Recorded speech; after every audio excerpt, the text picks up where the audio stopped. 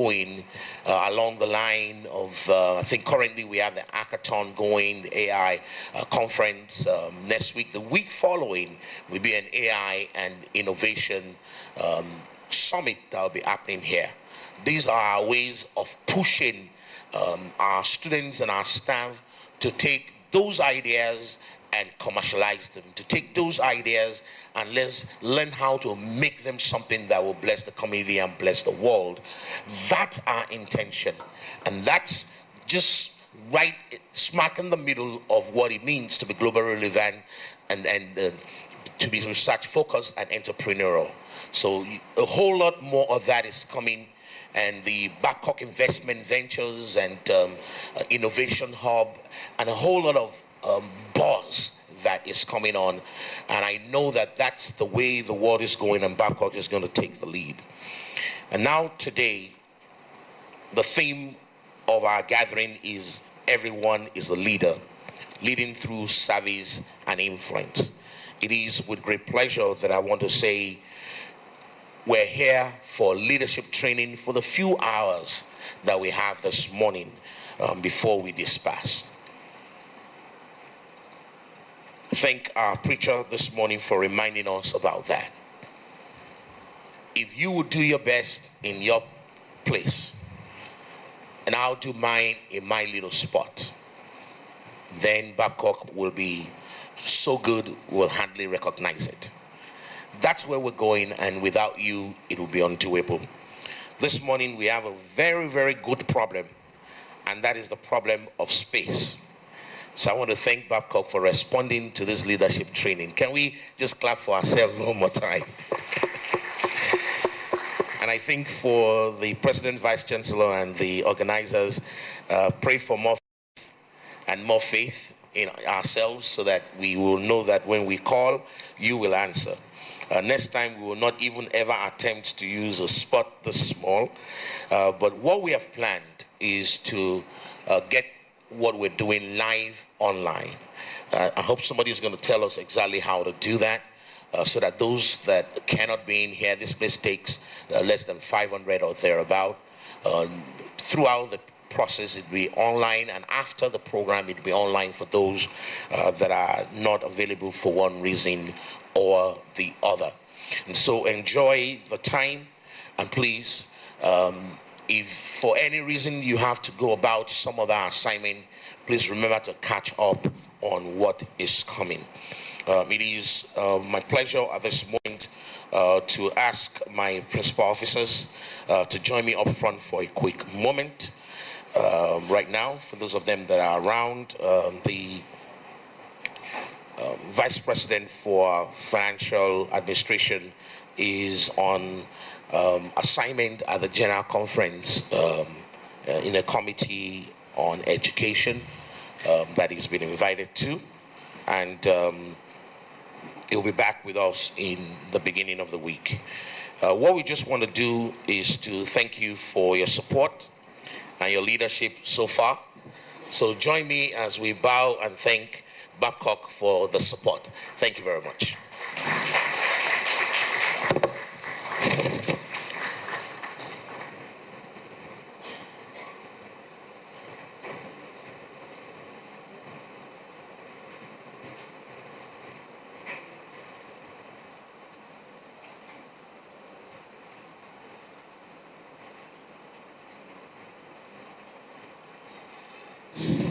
Okay, I want to say thank you to the President, Vice Chancellor, and the principal officers of the university.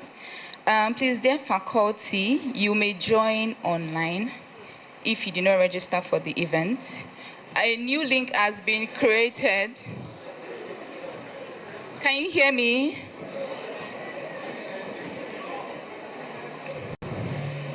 Hello?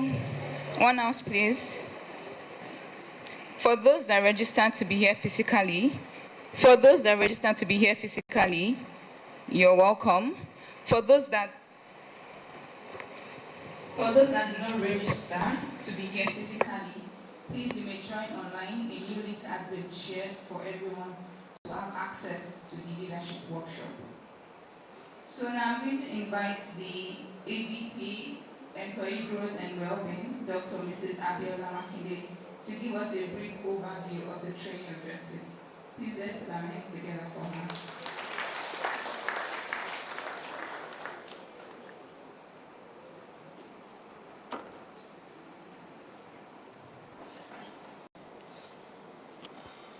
Hail Babcock.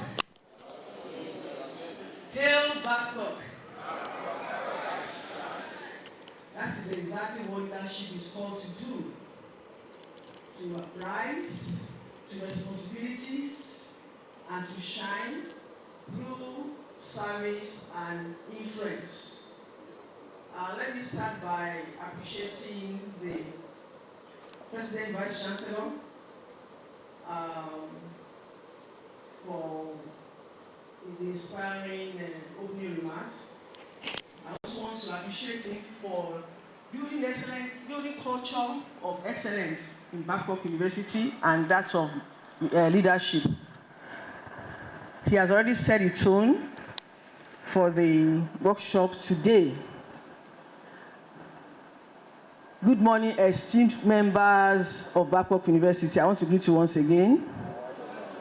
Good morning, esteemed leaders. Good morning, esteemed leaders. Thank you. Everyone is a leader. Everyone in this room is a leader. I want to also warmly appreciate the principal officers and everybody. Thank you for your presence here this morning. We are so sorry for what has happened this morning with the issue of space. We pray that God will prosper Babcock so that we'll have a bigger one that will take everybody by the grace of God. Yes, today's workshop is not just a training, just business as usual.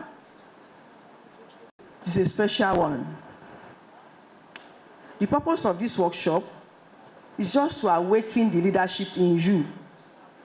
Just to know that you are a leader, whatever your role in Babcock University, that you are working in student support, be you clean, maintenance, name it.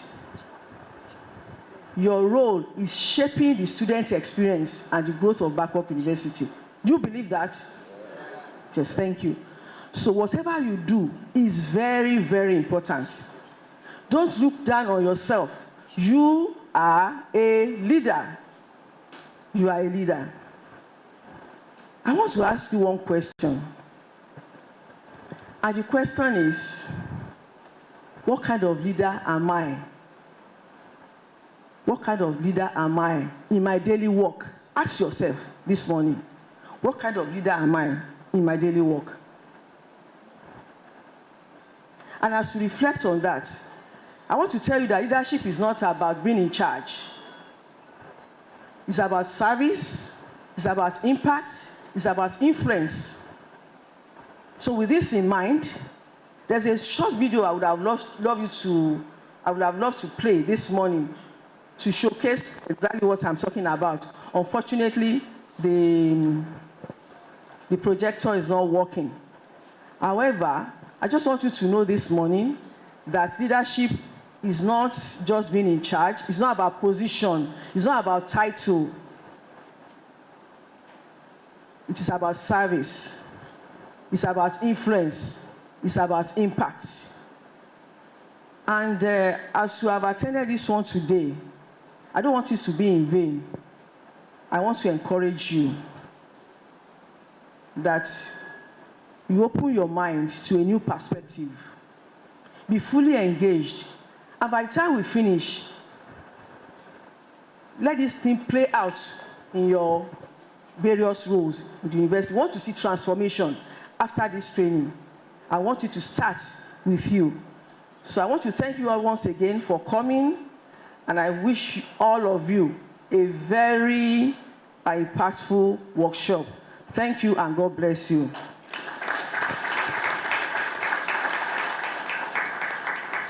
I want to invite Precious again, who will anchor the program for today. Thank you. Please put your hands together for her.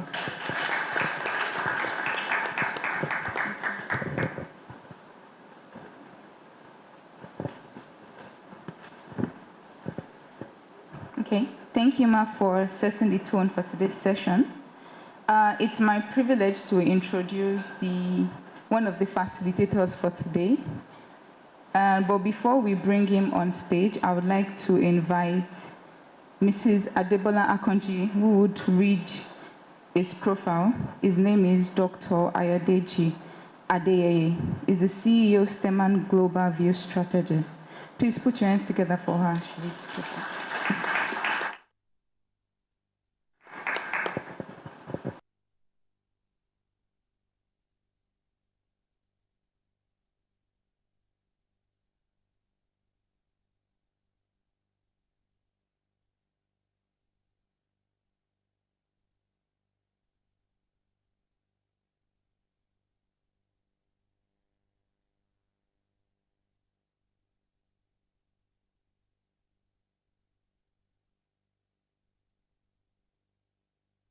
Resilience and growth mindset, dedicating to impacting lives. Dr. Adeyeye believes in working smart, praying, and consistency in doing the right thing all the time. With over 16 years of leadership experience in the financial institution, Dr. Ayodeji Emmanuel Adeyeye has driven impactful programs that promotes excellent achievements in the lives of many individuals. By God's grace, he single-handedly organized a CIBN exam prep program tagged Adeyeye Support to selflessly teach and mentor candidates writing CIBM exams free of charge. This platform has recorded 100% success of candidates who attended. Thank you. Dr. Adeyeye Ayodeji's belief in possibility and trust in God has also taken him to the position of business service manager in one of the Nigerian's leading digital banks. He is the CEO of Steman Global View Strategy, a consulting firm established to foster positive change in the world.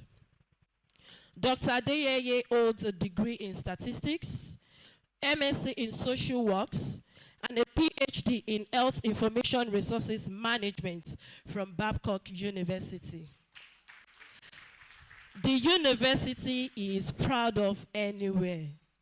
He also possesses several international certificates in leadership from renowned universities, including Duke University, University of Michigan, and Rutgers University.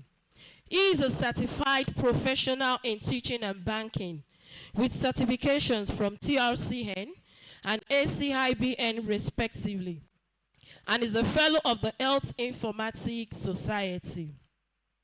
He is blessed with a godly wife, Mrs. Betty Eyemi Adeyeye, a seasoned nurse and social worker, and 2 wonderful sons. He hails from Omoaran, Kwara State, and was born to the family of late Elder G.A. and late Mama Alice Adeyeye as the 6th child. Please put your hands together as we welcome Dr. Adeyeye to the stage.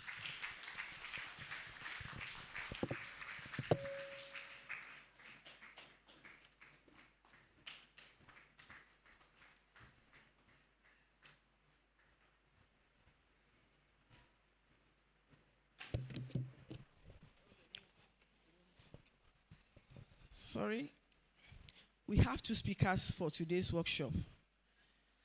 And these 2 speakers, they have shown a spirit of sacrifice and selfless service.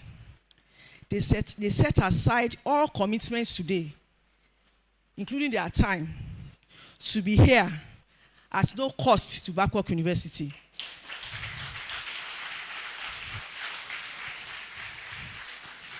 Mr. Shola Faleye is coming. He's on his way. Maybe like 2 minutes' time, he will be here. But before he starts talking, that's why I just quickly stepped up. I thought that you will hear before I will be called up. So please, may I invite every one of you to rise as we celebrate them with a round of applause.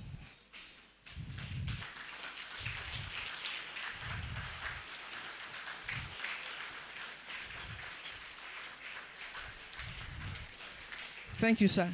God bless you. Okay, so sorry for asking you to rise up because I'm not worthy of the person you should rise up for. And when the citation was actually going on, honestly, I was emotional because that was the bridge that I crossed. But didn't see the pillars that hold that bridge. And the truth about it is the fact that I was once a security officer after my secondary school. And I moved from there to work as, houseboy in a particular place. And after studies, I moved from there and I became a secretary to one of the honorable members in the National Assembly in those days. So what was said to us is just the bridge that I crossed. The real pillars, the beginning, the background was not said. So thank you so much, Ma. Thank you, Babcock. Thank you, the principal officers. It's a great honor to be here. And I'm always proud of Babcock University. So please, because I'm not worthy to be here this morning, join me to sing this song unto him that is worthy.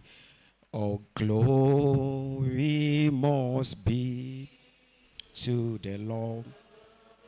If truly you are saying what you mean, you will sing it better. He's only one that is worthy of our praise.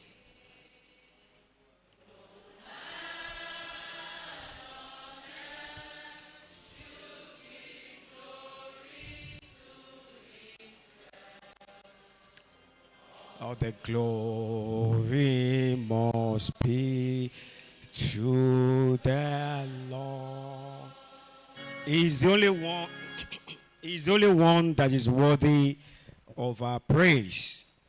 Today is a leadership training session, and it's titled Servant Leadership. Yeah, there is something I want to show us today, just as it has been said here. Everyone is a leader. Can you say to yourself, everyone is a leader? Don't allow anyone to intimidate you. Sorry, Pastor Praise, can you help me bring my bottle of water? Don't allow anyone to do what? To intimidate you. I'm not here alone this morning. I'm also here with my business partner, Pastor Praise. He's owner of Tech School in Abeokuta and Agoiwe. So he's a good person to me. I love him so much, Pastor Praise. Thank you for all you do. Now, there is something that is important that we need to know this morning. Can you see this in my hand?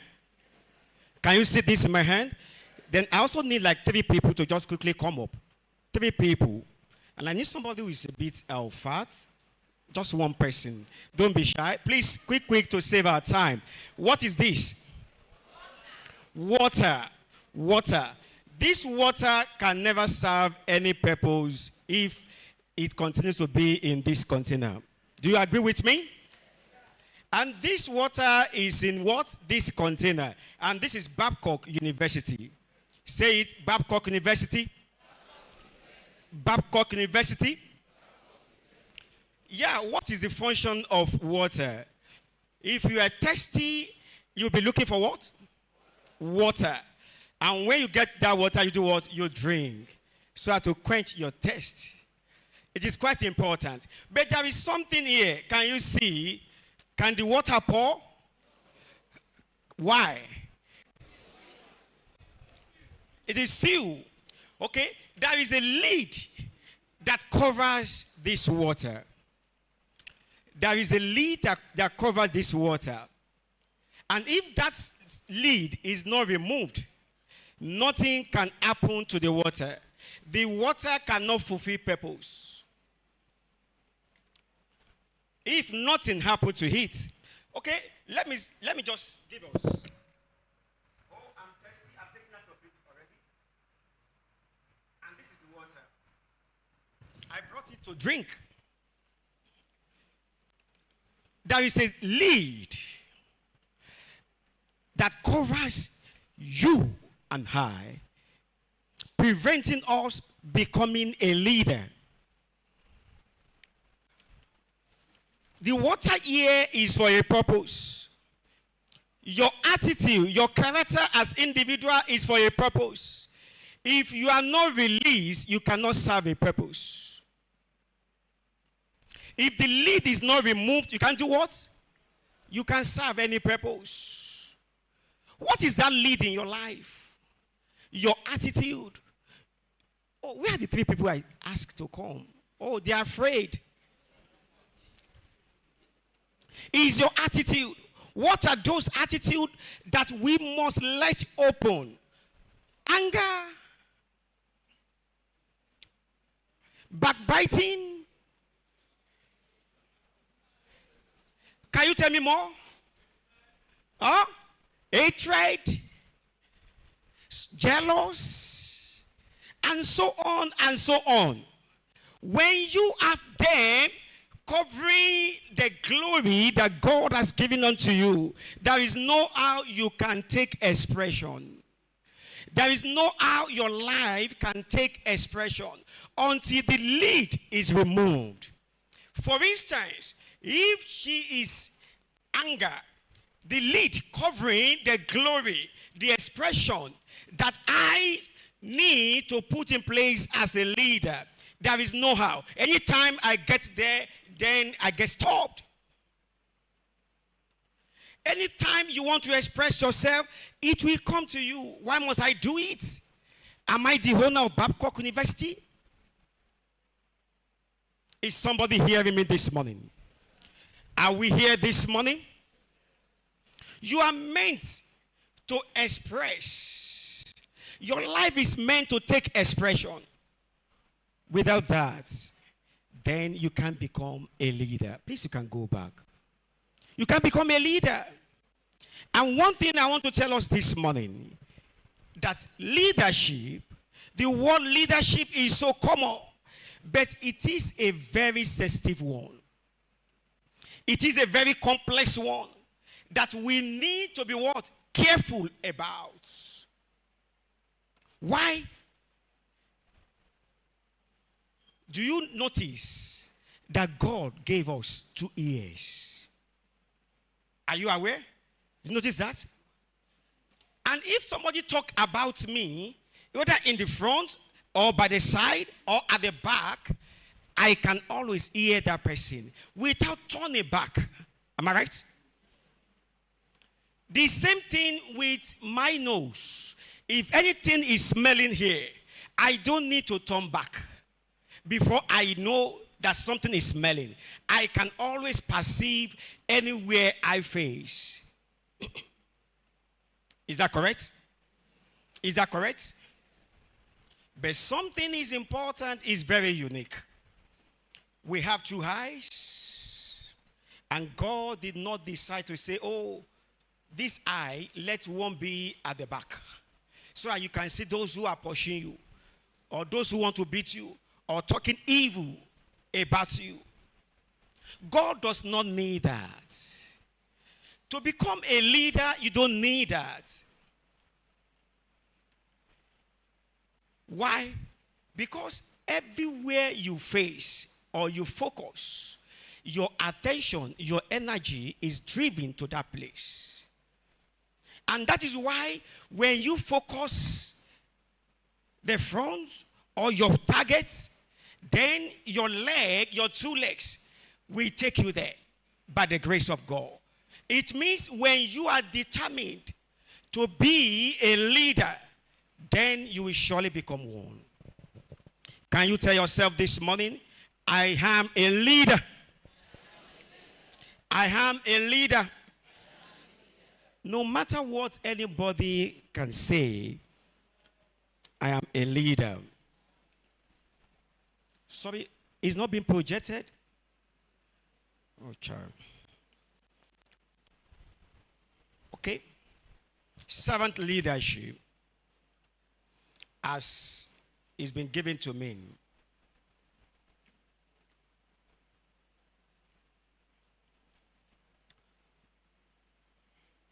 Oh God. Sorry, please. Sorry, please. Why is this still angry? Okay, I think it's responding now. The facts about leadership that I want to tell us this morning. Number one, leaders are not born, they are developed. So you have to develop it, develop yourself. Then another fact that we need to know this morning is the fact that too much emphasis on age, positions, and years of experience may erode your leadership potentials.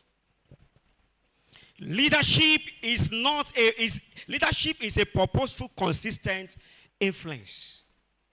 It is not a one-off. The best way to lead is to lead by example. Leading without communication skills is a suicider. Tell somebody. Tell somebody by your side.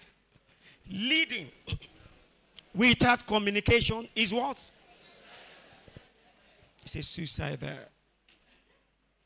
Leadership is the capacity to translate vision into reality. If you want to know the prospects of an institution, first study the leaders. What did I say? If you want to know the prospects of an institution, first study the leaders. Best way to know a true leader, not by size, age, experience, or degrees, simply by legacy.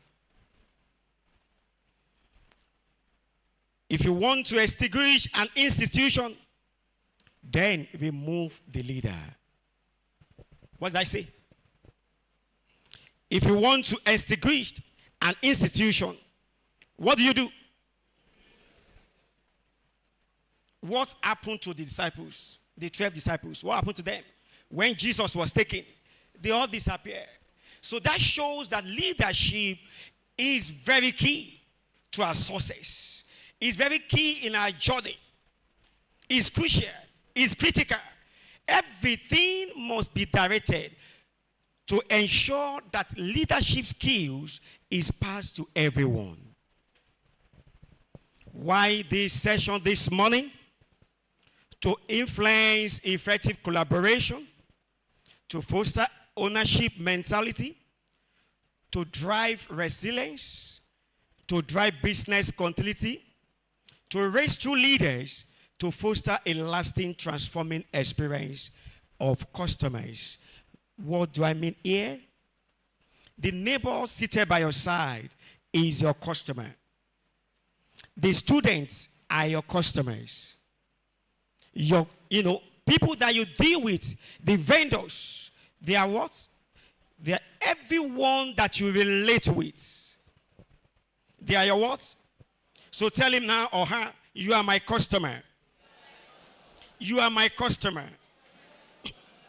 Thank you. Overall, to increase productivity in a faith-based institution. The common word, leadership. Leadership is about influencing how others behave, perceive, and drive outcomes. It's about shaping thoughts. It's about shaping behavior. It's about shaping outcomes. Listen to this. Leadership is without force. Tell somebody. I didn't hear you well. Thank you so much. Tell yourself, leadership is without force. Before I go on, please allow me to also salute my brother, my senior person, and I respect him so much, and that's Mr. Shola this morning. Good morning, sir. I need to respect him. I need to honor him. Thank you for coming too, sir. Thank you so much. There are steps that we need to know that will take us to becoming a leader, they are very key. They are very key. And before I go on, I want to say something here from experience. My wife shared something with me a few years ago. I guess she's not here because I didn't tell her that I will be sharing this. She's a good woman, and she's the one who dressed for me, as in gave me the combination. So I hope she's a very nice person. Sincerely, I appreciate her. She said to me one day when she returned from office, he said, Sentima, do you know what happened to me today? A woman was looking for her. They described that, oh, go and meet the HOU. You know, she was the head of unit in her department then. She will be the one to attend to you. She will do this. They've said a lot of things about her. And this Lagos woman, looking for her, and she was looking, and when she gets to a particular office, she opened the door. And lo and behold, she saw her seated. For those who know my wife, she's very fat. For those who know my wife, she's very tall. Am I right? Yes. But there is something you don't know about her. That's the physical aspect.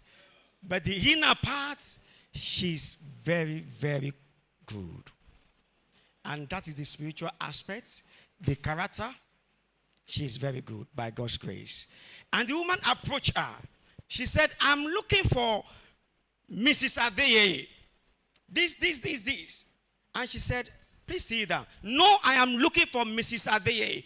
Because she was looking for somebody who is fat, somebody who is big to occupy that office.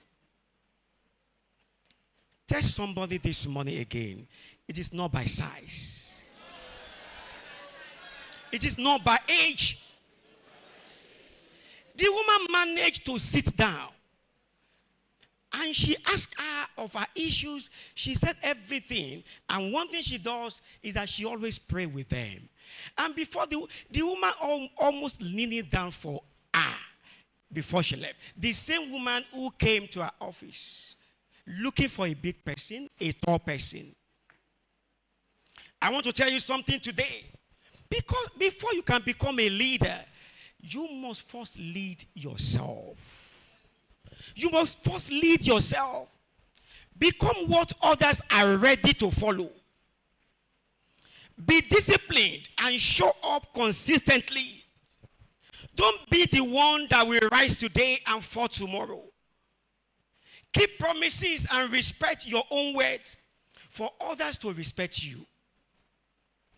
If you are not the one, then you can't be a leader because you must first lead yourself.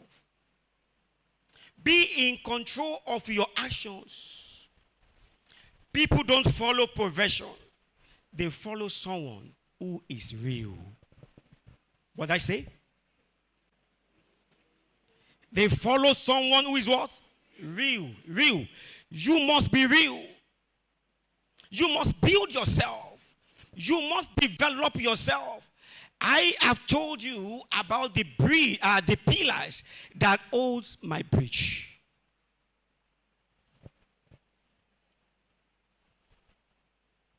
Something must happen to you.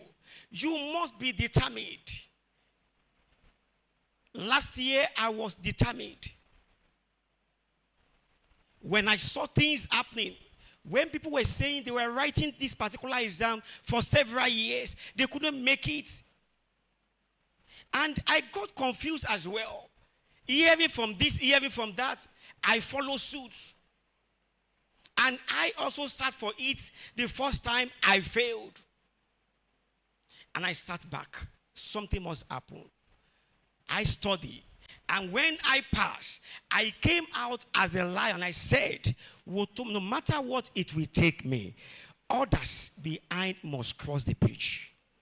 And that was why I opened my own class to take them free of charge. That singular course, if they are to do it with any firm, they will pay nothing less than 50, 70, 80,000 per course.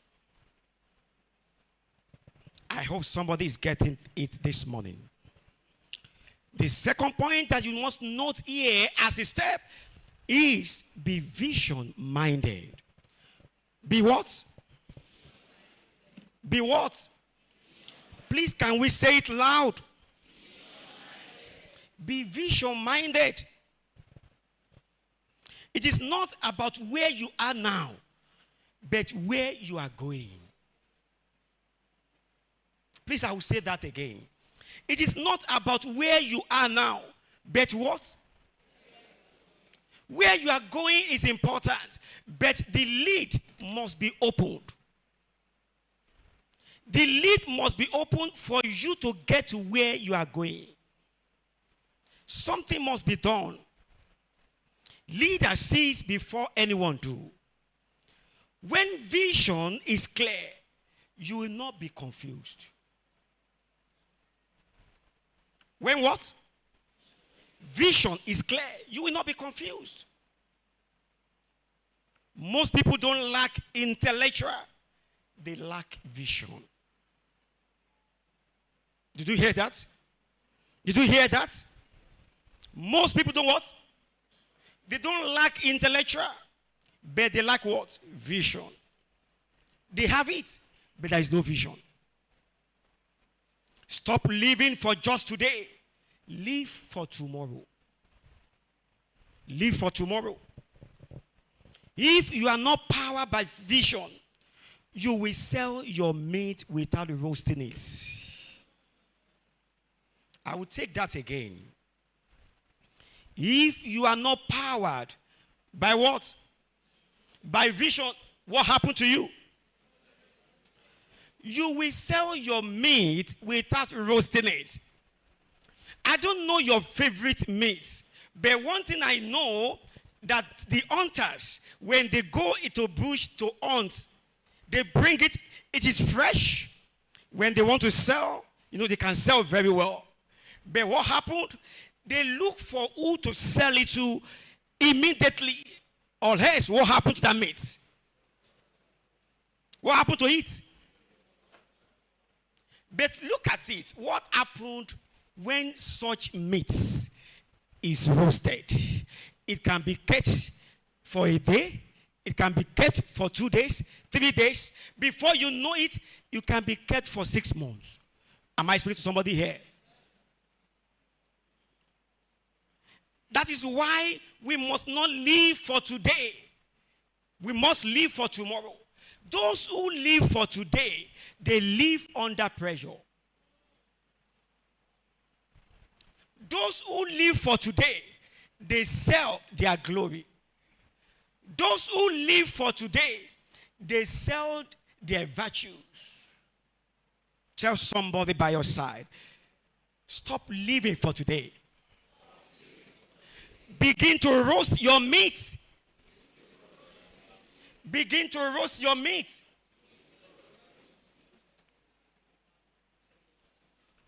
Now, what does roasting meat entails? When you kill a chicken, for those who kill chicken during Easter, did you just kill the chicken and put it in the pot? Huh? We have women here. Am I speaking to us here? What happened? Remove the feathers, you cut. You separate something from the other. What is that thing? Why not eat it together? There must be separation. You must separate yourself from something for you to preserve yourself for tomorrow. You must clean some things out of your mind for you to become a leader. Leadership is not in action, it's in becoming. Did you hear that? After you separate, you clean, then what happened? Then you season it. I can cook very well by God's grace, so I know how to do it. You season. So your life must be seasoned as well. Your life must be seasoned. Then let me say something here. What do you need to roast for you to become a leader?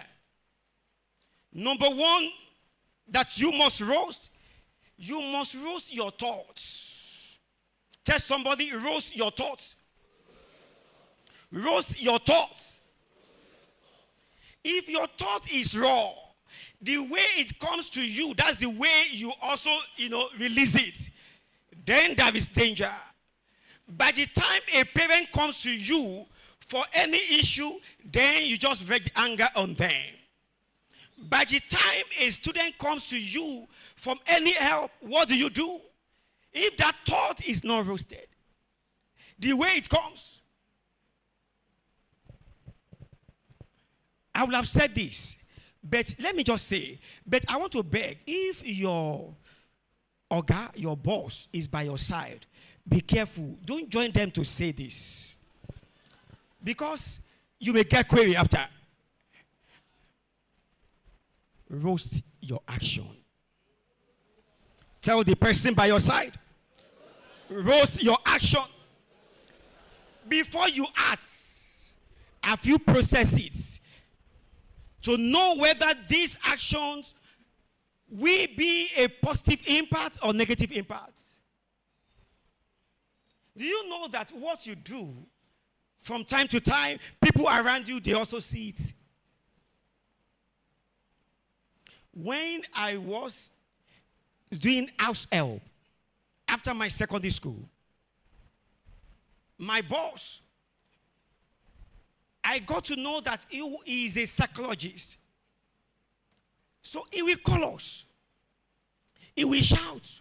He will do everything. And it got to a point that everything about me changed. I didn't understand myself again.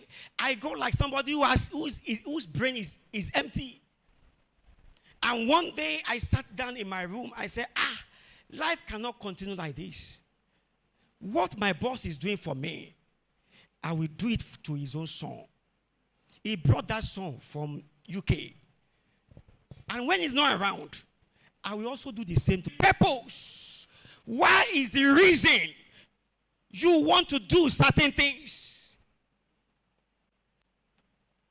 But the how is the process, is the method. Most times we focus on why. We don't focus on how. Most times we prioritize our why. We don't prioritize our how. It is very important. If you want to cook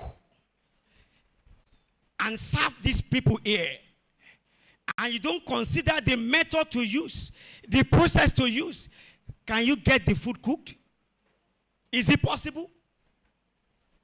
If you want to correct your colleagues and your mindset or your focus is, I must correct him, I must correct her, and you don't look for a better process, a better method to present what you actually want to do, then you find yourself in challenge.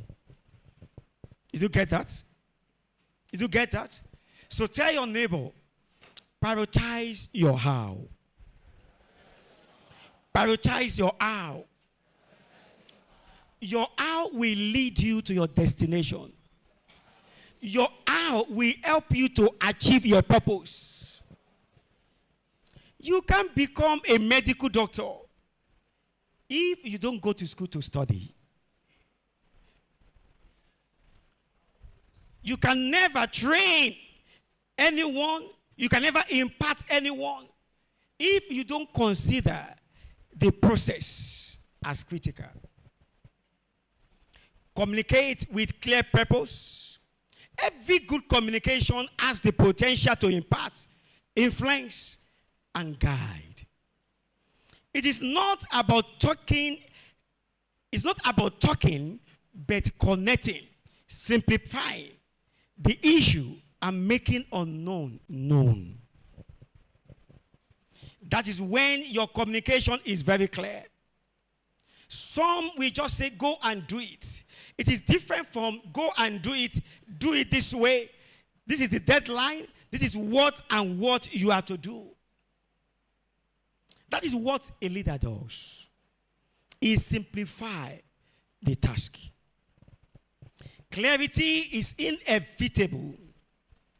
A confused mind cannot comprehend. Communicate with clear purpose.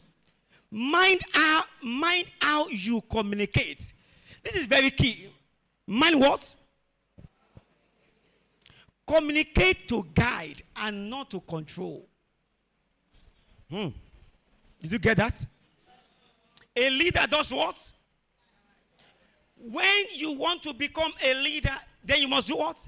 You must communicate to guide and not to control. Communicate to lift and not to condemn. Is it clear? Did you get it? Align your body language with what? With what? Align your body language with your speech. Imagine if I have come here this morning in my boxer. How will it look like? Oh? Yeah. We're there.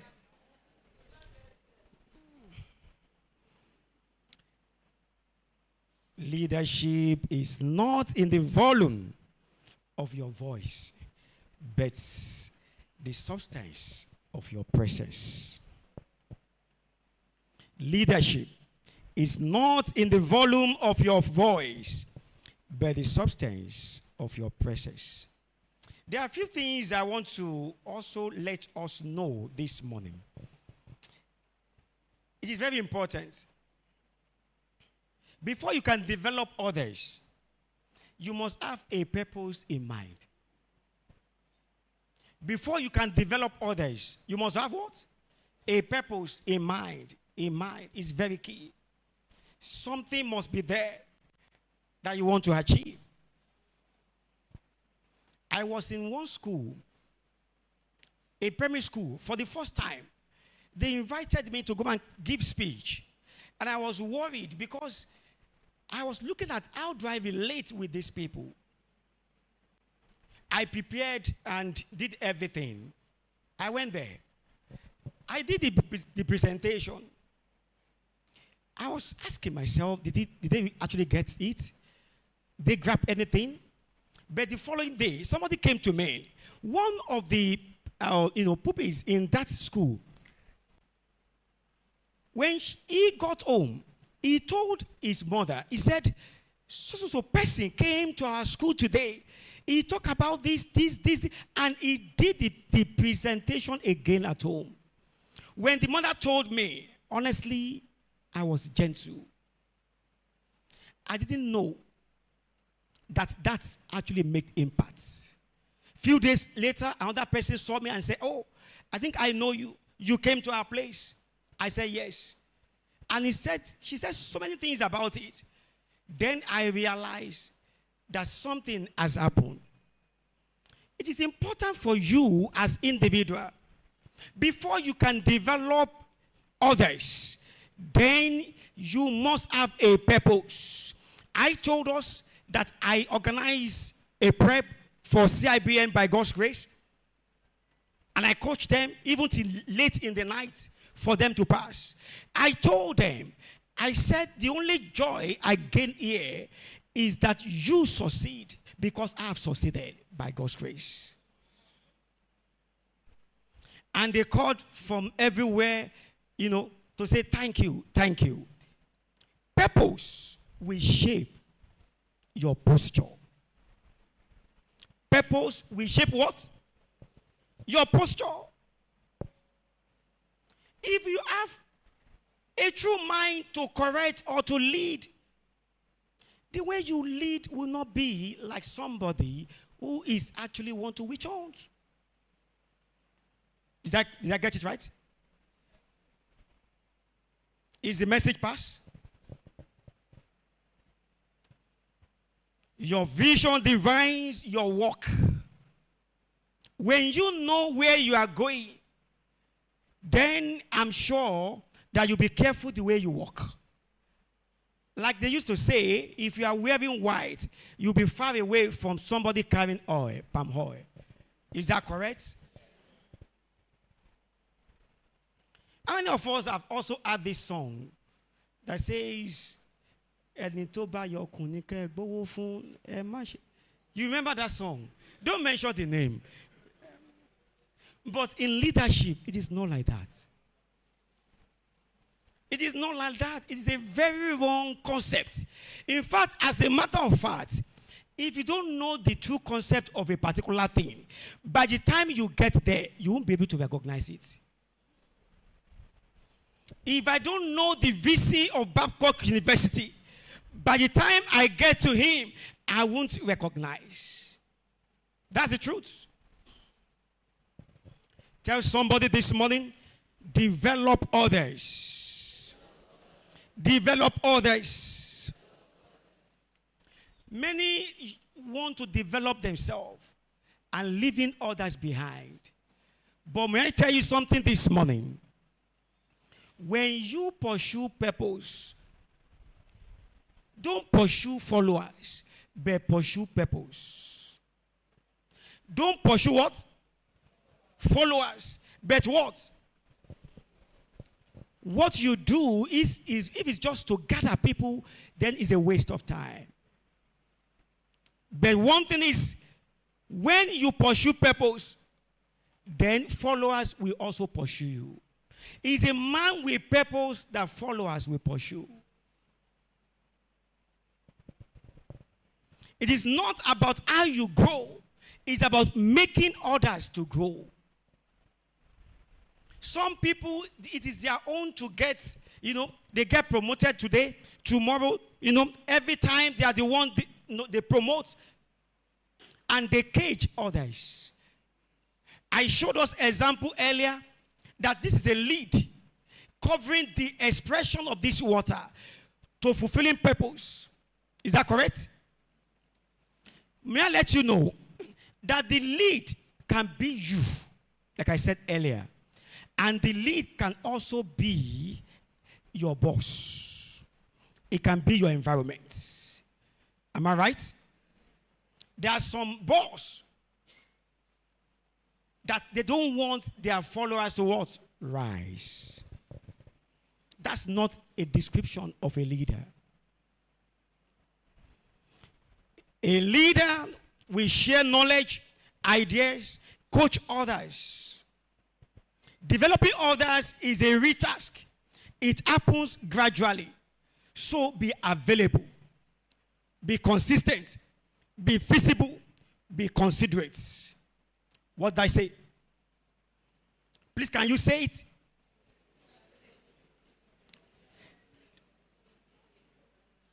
Okay, but I want the initial part. Developing others is what? A real task. A real task. If you don't have this knowledge that it is a what? A real task, then when you do it one day or 2 days, you give up. You fall back. Tell somebody, I'm going forward. I can't go back again.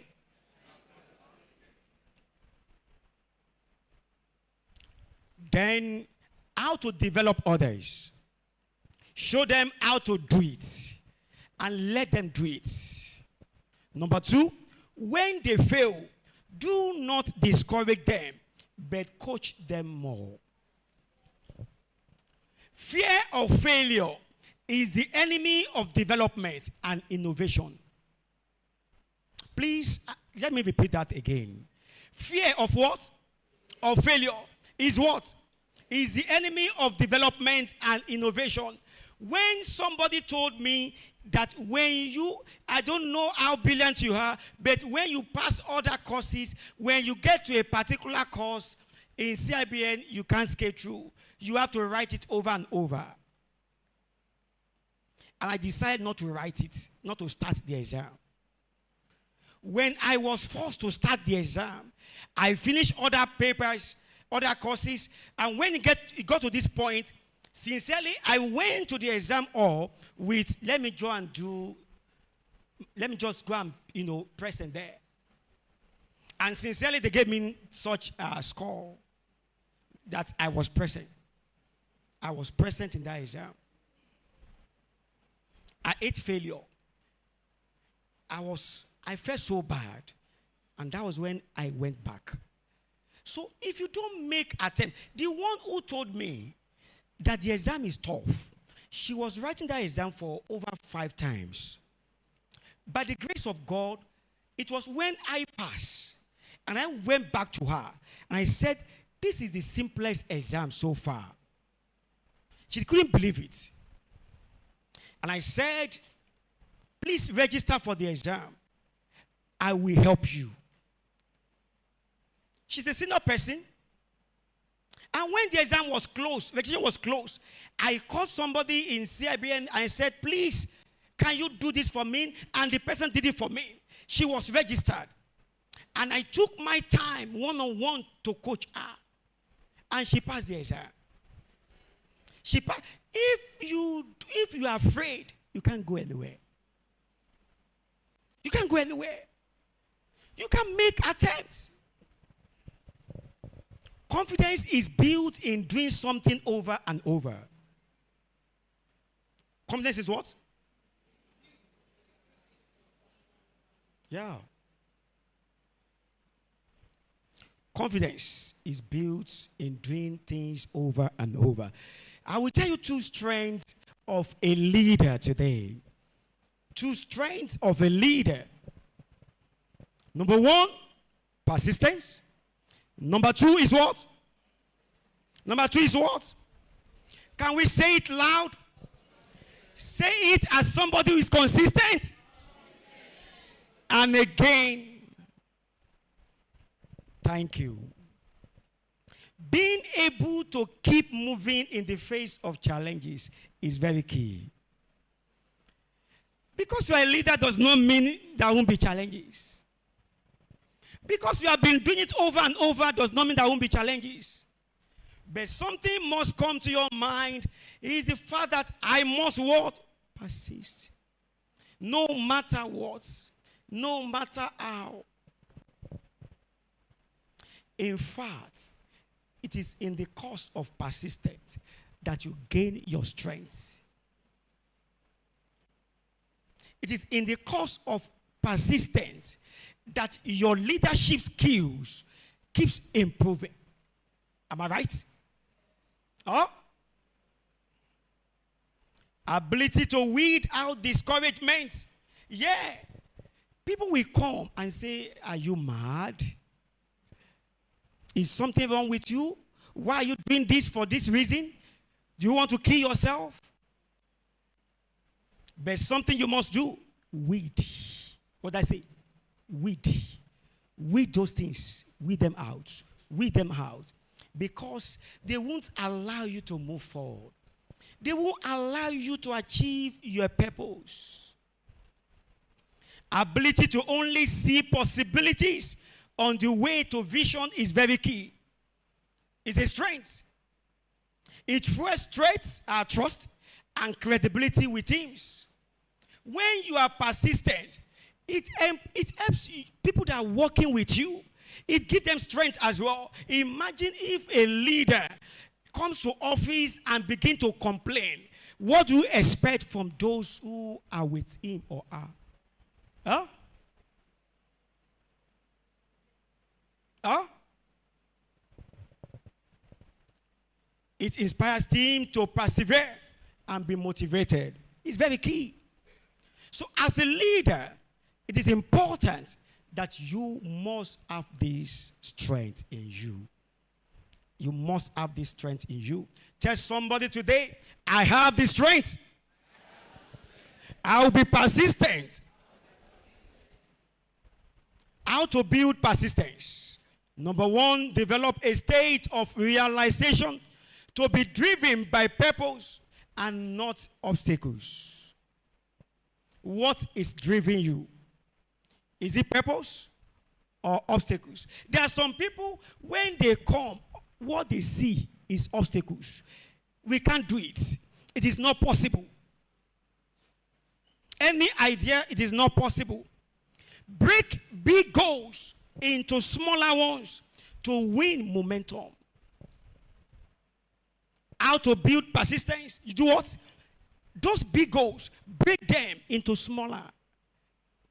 Break them. When you break them, when you cross the first one, you cross the second one. Can somebody, move from this staircase to the end without first stepping on the first one? Is that possible? No. Learn from failure and adjust approach. Failure is not a big deal. It's a way to learn. We learn from it. We learn from it. And we adjust appropriately. Celebrate small victories along the way. Celebrate. Yeah, what you have achieved is great. Whether small or big, it is what? Great.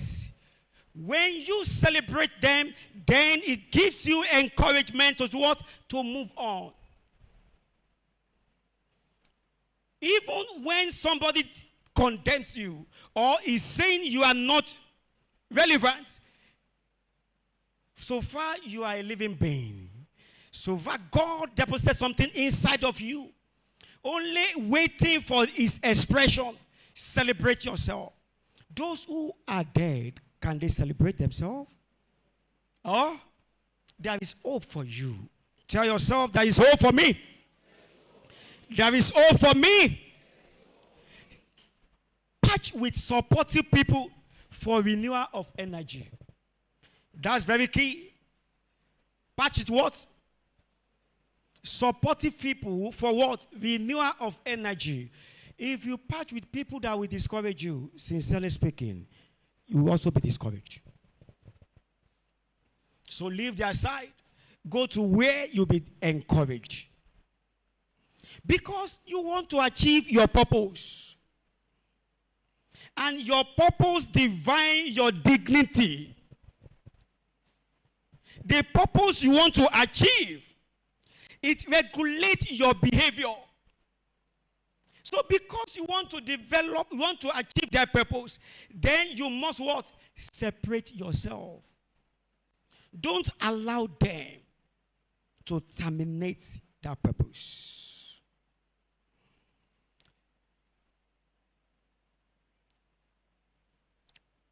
Consistency. Consistency. The word consistency makes so much meaning to me as individual. And it's a strength, it's a secret for you becoming a leader. Leadership is not what you do today and tomorrow, no. Imagine when you are not consistent. A parent visits you in your office today to resolve an issue. If you do well today, and the next day or the next time, thinking that it will meet the same individual in that same office that will treat him well or her well. And lo and behold, you are in your other side. Tell somebody, are you in your other side? You know what I mean by that? Your other side, that nobody should what? See.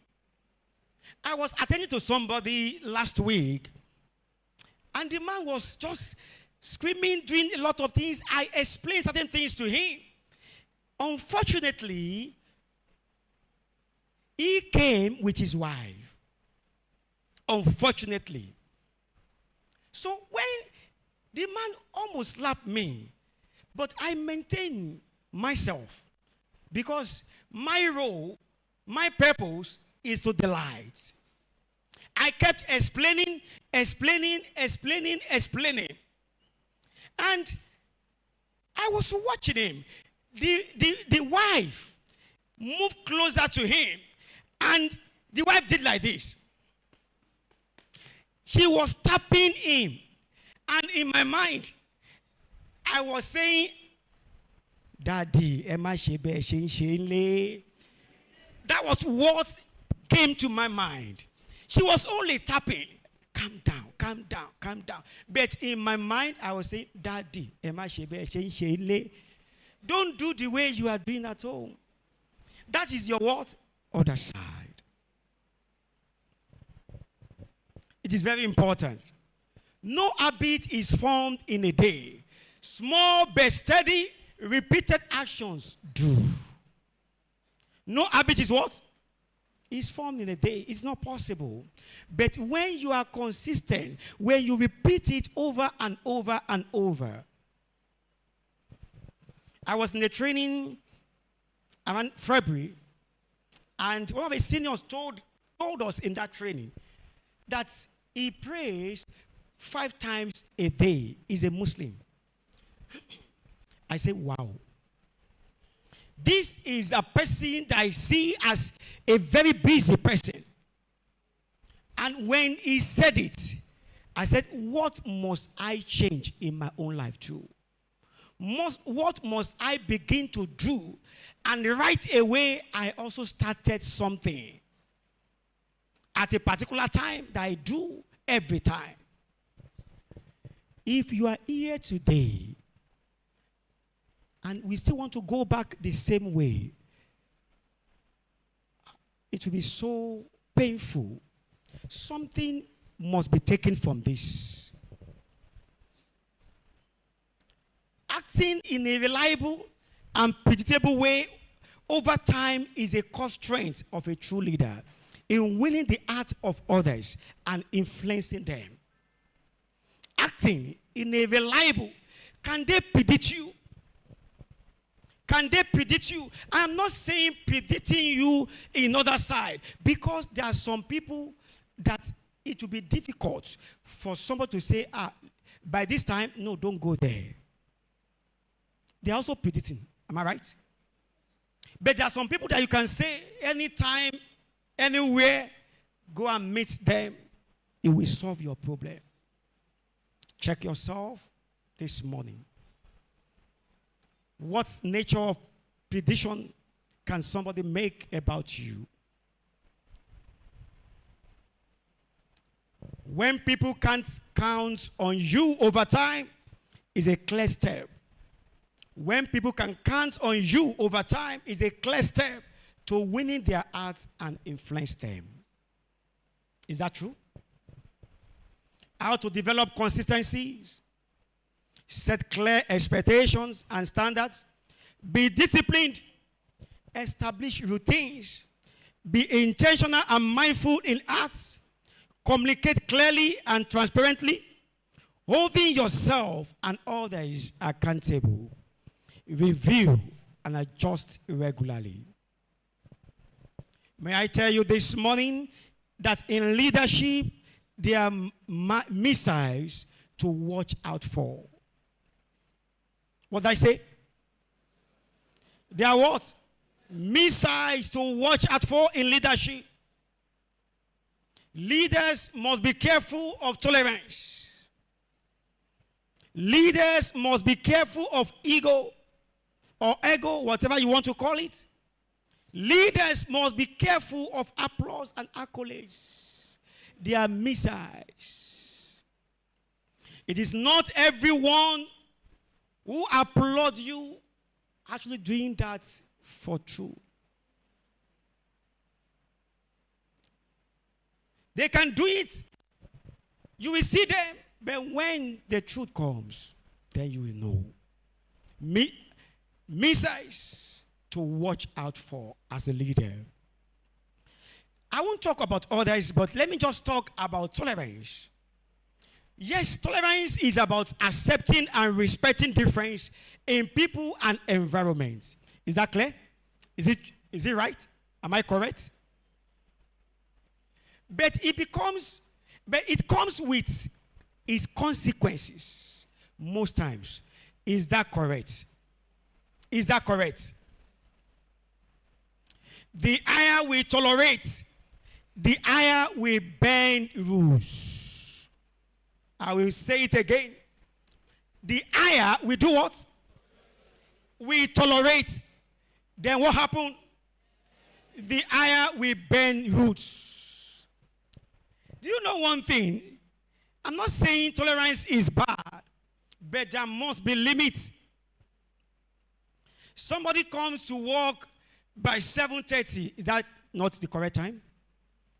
From 7:30, the next week, oh, I'm sorry, this happened, then 8 o'clock. Then again, another thing will come and say, oh, 9 o'clock. Before you know it, if you continue to tolerate that, then you will see this staff coming by 12 noon. Am I right? You gave somebody a task to do. The only feedback you can get from such individual is excuses. And saying something stopped. Oh, something collapsed. In fact, I almost lost my life. But the summary of everything is what? Excuse. If a case is reported to you as a leader to be, and when it comes, oh, this is just the first time. This just what? Doesn't matter. I can still what? Tolerate. The second time we do what? We come. Do you know something? Whatever we permit, we persist. Whatsoever we what? We permit, we do what? We persist. And there is something very significant in that. Do you know it? The same mind that creates a problem, that same mind cannot provide solution until the mind is upgraded, until the mindset is upgraded, until that individual change form. And I think that is what we are doing today. Do you realize that in this, our area, when NEPA takes away lights, what happened? Oh, Abi, is that what we do? In most cases, we don't do it. We will continue our gist. Abi, if you are gisting, you will continue the gist. No, you just continue. In fact, you may not even bother to go and on-gen or do another thing. You will continue your gist. Because it is what? Part of us.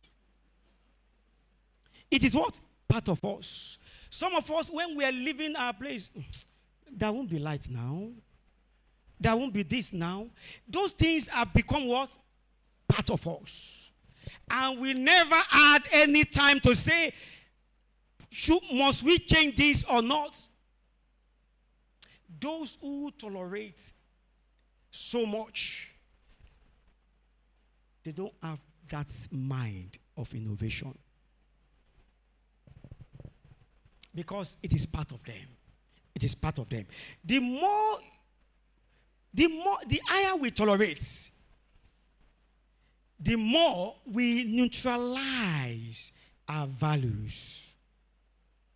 The higher we tolerate, the more we reflect beliefs of what we tolerate. Guess what? Sooner we become what we tolerate. If that speaks to you, can I see you with signal?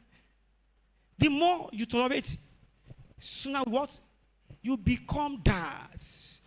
Then that what happened to your purpose as a leader? Your vision is truncated.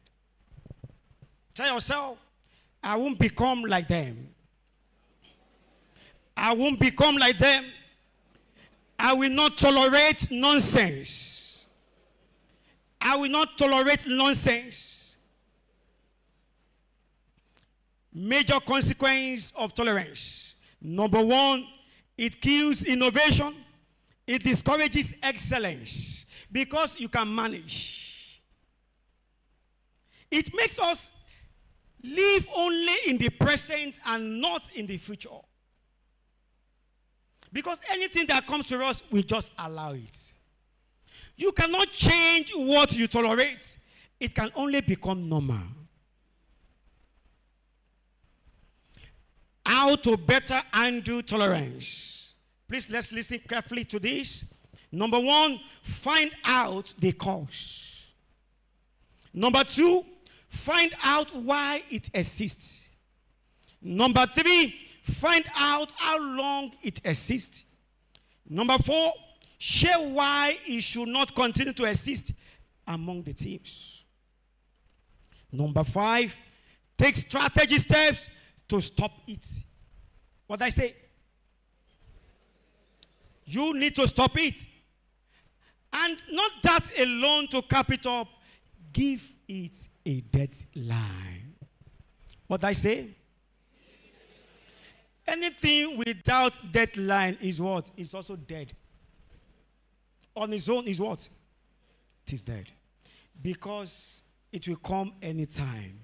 And have you had somebody telling, you didn't tell me when to submit. Am I right? Even when you give the time to submit, some will still know what? Submit. Why am I here today? Why am I here in Babcock University? To build institution and not to destroy it. That's the mindset of a leader. To foster sustainability, I must not pull it down. To create a lasting legacy, negative legacy can haunt you and your relation. I will repeat that again and again. Why are you here? Can we say it? No. Number 3. Is it projected? Number 3. Why are you here? Can you say it? So what is the answer or response? Do you believe this? Is it real? So be careful. You are here to positively change the narrative of the institution. So you need to check the narrative you are creating now. I will take that again. Why you are here is to what? Is to change, to positively change the narrative of the institution. So you need to check the narrative you are creating now. Because it goes a long way. A servant and not a king. You are here as what? You are here as what? I know we don't have 16, 17 years old person here, do we? As staff, do we? So by virtue of this, every one of us is older than the students here. Am I right? Then, because we are older, how do we relate with them? How do we treat them when they come to our office? How do we treat them when they have problem to solve? How do we treat them when they have challenge? Do we act as a servant or as a king? But may I tell you this morning that we are here as a servant and not a king. I need to avoid being the center of what? Worship. I will say that again. Becoming a leader, I said, it is not easy. It's a great task. You coming down to that level, then you must not what? Be a center of what? Worship. Before the student can see you, or before any parent can see you, whether you are busy or not, then they have to stay several times. They have to call, they have to book appointments. Even when we are not busy. Sometimes the student we have to call and call and call, pleading for them to see. We are what? A servant. Tell somebody, I'm a servant. Why am I here? The last one. I'm closing. It says the office, the furniture, and AC are not enough to serve others. Do you believe that? the fan is rolling, everything is rolling. If somebody walks in here and say, oh, I need to get this address or something about this, would the fan do it? Would the AC do it? Would the chairs do it? In fact, as a matter of fact, if you visit any office and the door is opened, the owner of the office is not there. Once you open the door, what do? What will you do? You go back or you sit down until what? The person comes around. This morning, I want to tell us that there is need for us to be available. Say it. Be what? Be available. Be the one that will be available to serve. Be the one that will be available to provide solution. Be the one that will be available to support. In doing so, you become a leader. Be visible to offer the service. Don't pass it to somebody else. Be the one that will be eager to provide the service. A wrap up from me this morning. What distinguishes a leader is the positive impact and not the position. What did I say?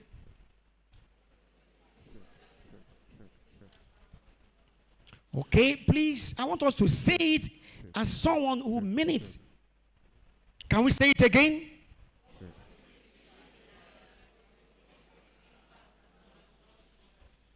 That's good.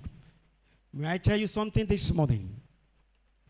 You cannot carry yourself as a leader if you don't have something that is worth to lead. Did you get it? Did you get it? You can't carry yourself as a leader if you don't carry something worth leading with. Have you seen somebody called a pregnant woman and the tummy will be flat? Have you seen one before? Have you ever seen a pregnant woman and be walking around and say, I'm pregnant, I am pregnant, and the tummy will be flat? I hope my wife is not here. The tummy of my wife was very, very flat. But when she was pregnant, I didn't know that the tummy can be as big as it was then. And she'll be carrying like this. Then I knew that truly she was pregnant. As a leader, you must carry something that you can lead with. You must fill yourself with something worth leading with. And that is why leading yourself first is very important. You must transform before you can transform others. I say it again. You must what? You must be transformed before you can transform others. And this is very key. Today, I want to let us know that for every session like this should be a transforming session for us. It should be a session that will renew us and bring out the real, the purpose, the plan of God for our lives. Babcock University is a faith-based institution. Then the real Babcock must reflect. Not only on campus, but everywhere what we go. Let people see that truly we are Babcock. 2024, my wife and I, we were in UK at Oxford University, and we both did a presentation there. For a few days that we stayed there, there is something that touched me. One of those who organized the session People were trying to get their contact, get this, get that. She walked up to my wife and said, "Oh, I love you guys." And she said, "Please don't tell anybody. It is you alone that will give my contact to." They took us from a location to a far location, driving 2-3 hours, free of charge. They were not going to that same route, but they took us to where we are going. What am I saying here? There must be impacts. There must be transformation. There must be a change for you to become a leader. It must be intentional. I have told us, I can't forget, the pillar that holds my bridge, where I started from. Number one, as a security, after my secondary school. And from there, I got promotion to become houseboy. It was a promotion. It was a promotion. Why is anywhere you find yourself, ensure you do it right. Ensure you commit yourself to it. Ensure you are committed, you are determined. It is not for the immediate reward. It's for the future. And from there, I went to school. I became a secretary in National Assembly. And from there, the story continued. And that is why you find me here this morning. And that is why I have come to tell you the truth about leadership. That you must get started for you to become one. And I'm seeing great leaders in this place today. I'm seeing great leaders in this place today. Just yesterday, one of the professors of a particular school, university, he met me and said, "Oh, we need you this." I was there about 2 years ago to address their students on particular thing. And the man said, "No, we are doing another one in May.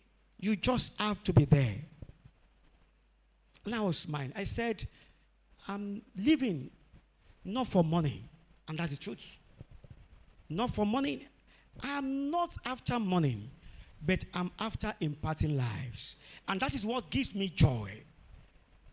That is what gives me joy. What you do to people here matters a lot.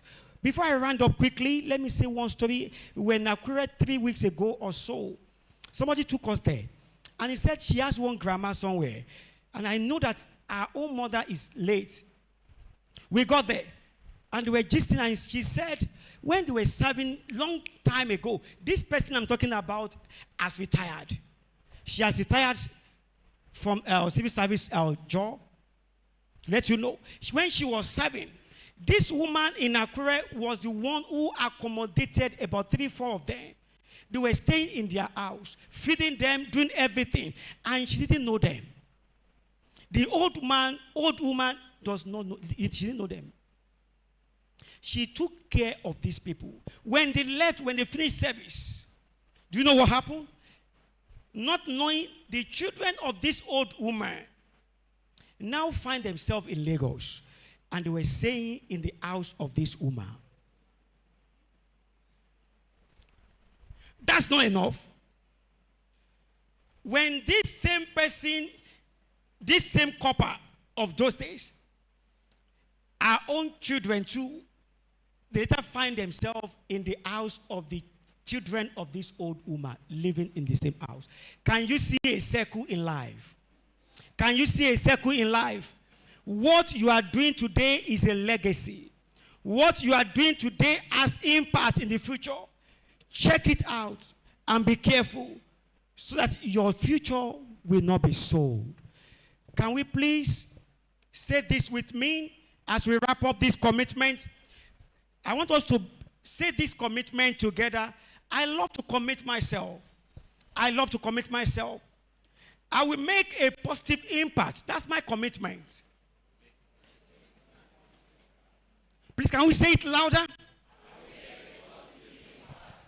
I will be a good role model of emulation. I will do the right thing all the time. I will show care and respect to people. I will live a life of integrity and honor. So help me God. Thank you so much for listening.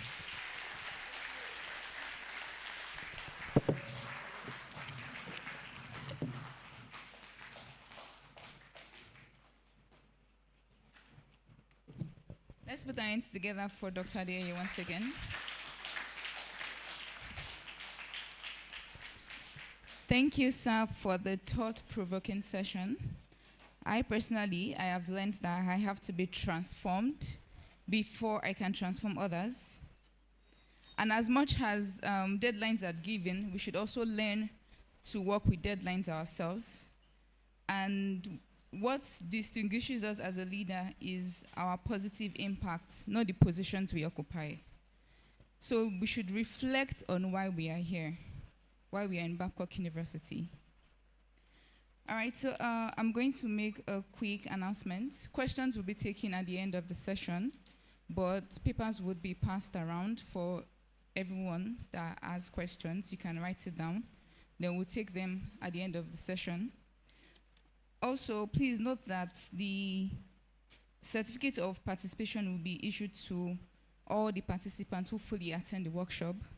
A link will be sent to everyone after so that we can fill, because some people were not able to register. So please take note of the lessons, because we are definitely asking you key takeaways from this session. And also, at the end of the session, I'm going to call anybody at random to tell us what they've learned from this session. So please pay attention. Okay, so is there a gift? We'll think about that.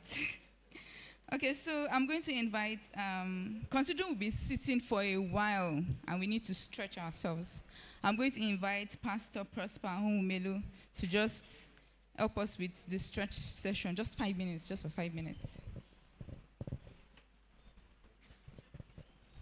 Okay, it's a stretch and a prayer break. So can we just rise? Everyone, can you just rise? As much as possible, can you touch the roof? But those who are at the back, be careful of the fan, please. As much as possible, we can stretch to touch the fan. Can we turn to our right? Don't follow me, oh. This is my own right, oh. Okay, can you turn to your left? Can we try to go backwards? Please don't follow. Forward. Hands down. Can we breathe in? In. No, some are just carrying their shoulders up. No. Just breathe in. Breathe in. Breathe in. Breathe in. Breathe in. Can you hold for 10 hours? Breathe out. One more time again. Breathe in. In. In. In. In. And out. All right, let us pray. Some things have been said here this morning.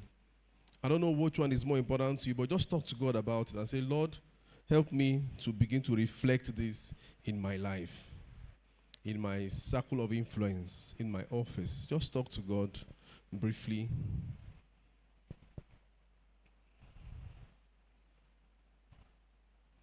Ask God for that grace and strength.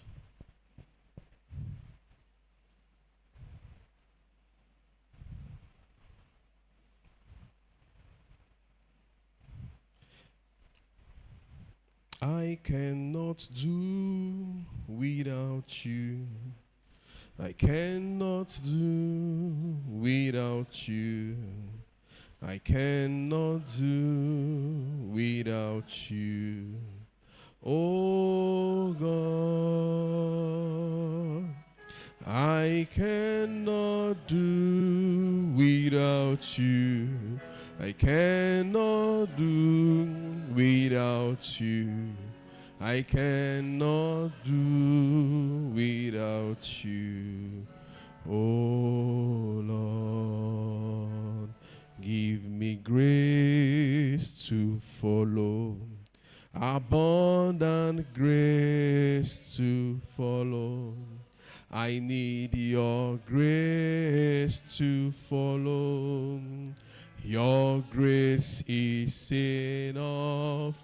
Oh God, give me grace to. Yes, Lord, sufficient grace to follow. I need your grace to follow.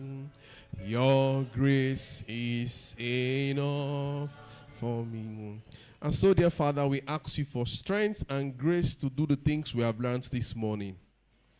Give us the wisdom to contextualize them in our offices, in our spaces of influence. May this time of listening not be a waste of time. Help, oh God, that there will be transformation. There will be changes. Are there things that we need to stop doing to effectively carry out these tasks? Help us to stop doing them. Are there things we need to start doing? Please give us grace to start. Are there things we need to be consistent about and persistent about, regardless of the small failures? Please help us to keep pushing forward. Thank you, faithful Father. Bless the remaining part of this session and keep us strong, healthy, alive, and rejuvenated. We pray in Jesus' name. Amen. Please, you may be seated. Thank you. Thank you, Pastor Prosper. Are we enjoying the session? Are we enjoying the session? Aye. Wait. Are we enjoying the session? Okay. Hail Babcock. Hail Babcock. Okay. So we would proceed to the second session, titled Everyone is a Leader, Leading with Influence in the Workplace.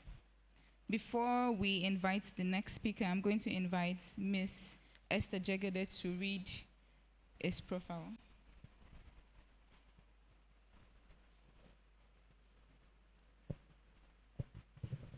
Good morning, everyone. So it's an honor to present the profile of our second speaker, Mr. Olushola John Faleye. Mr. Olushola John Faleye is a seasoned banking executive and cybersecurity expert with over 2 decades of experience spanning banking operations, business analysts, project management, ICT operations, customer relationship management, and business process improvement.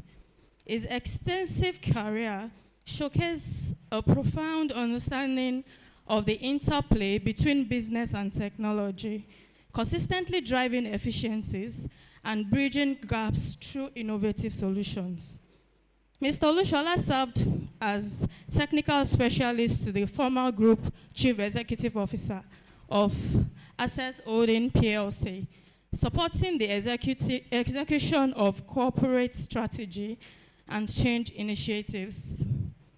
He leveraged technology to drive paperless operations, process automation, and strategic tech adoption, while also collaborating on balance sheets and P&L performance targets. Prior to joining Access Bank PLC in 2019, now Access Holding PLC, Mr. Olushola held various roles in the erstwhile Diamond Bank Limited, which include regional head, system support unit, and special assistant to the chief executive officer. He led IT programs, operations, managed boardroom technology, and played a key role in IT strategy and project delivery, ensuring alignment with business goals. His project portfolio includes successful initiatives such as Office 365 adoption campaigns, ISO certification projects, hardware and software upgrades, and deployment of innovative technologies to drive business value. He possesses strong technical expertise in cybersecurity solutions, data analytics using Microsoft Power BI, virtualization, deployment and management, and enterprise-level Office 365 implementation and administration. when the COVID-19 pandemic struck in 2020. Mr. Olushola played a significant role in orchestrating the collaboration of business leaders across Nigeria and supporting the GCEO's efforts to drive all national and international interest to manage the impacts of the pandemic, which resulted in the establishment of Coalition Against COVID-19, CAR-COVID. Mr. Olushola international experience spans various verticals, including subsidiary CEOs, facilitating high-level engagement with presidents, chief executive officers of multilateral organizations, and C-suite executives in numerous countries for business growth and expansion. A strategy management of stakeholder relationships within key African and European businesses and trade corridors has yielded substantial investment returns. Mr. Olushola is a distinguished member of the Institute of Directors Nigeria. His executive training includes a certificate in finance for executives from the Wharton RST Institute of Executive Education at the University of Pennsylvania, USA, and a certificate in leadership agility from Dubai, UAE, emphasizing strategic and operational leadership. He further holds an MSc in information security from Royal Holloway, University of London, and a BSc in mathematics from Ahmadu Bello University, Zaria. As the CEO of Lagos Building International Investment Company in LBIC, Mr. Olushola is committed to applying his extensive expertise to accelerate business growth and deliver exceptional value through technology-driven and innovative solutions. He is recognized for his strong capacity to cultivate and manage a broad network of influential leaders across the financial sector, a capability that consistently strengthens the success and impact of the initiatives he leads. Having read and heard this profile, I am pleased to present to you a man of excellence and impact. Kindly put your hands together as we welcome Mr. Olushola Falet.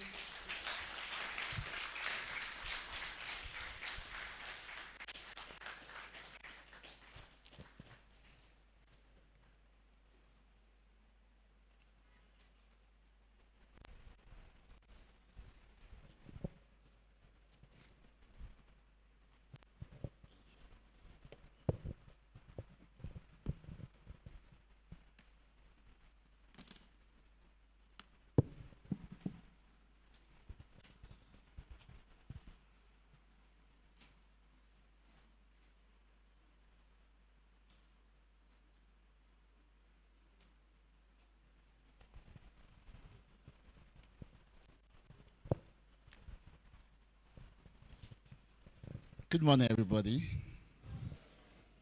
I'm so excited to be here today. I want to first of all acknowledge the presence of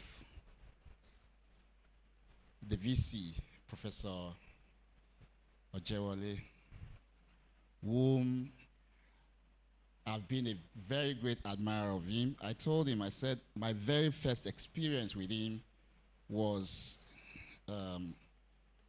during the youth camp we held in Oshogbo.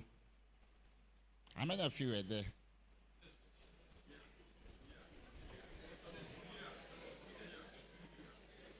It should be around 1990. Maybe 98 or thereabout. And I still remember what he preached about. So, you know, I had to make reference to this so that when I speak about the spirit of excellence, what drives you to achieve success, then you will understand me better.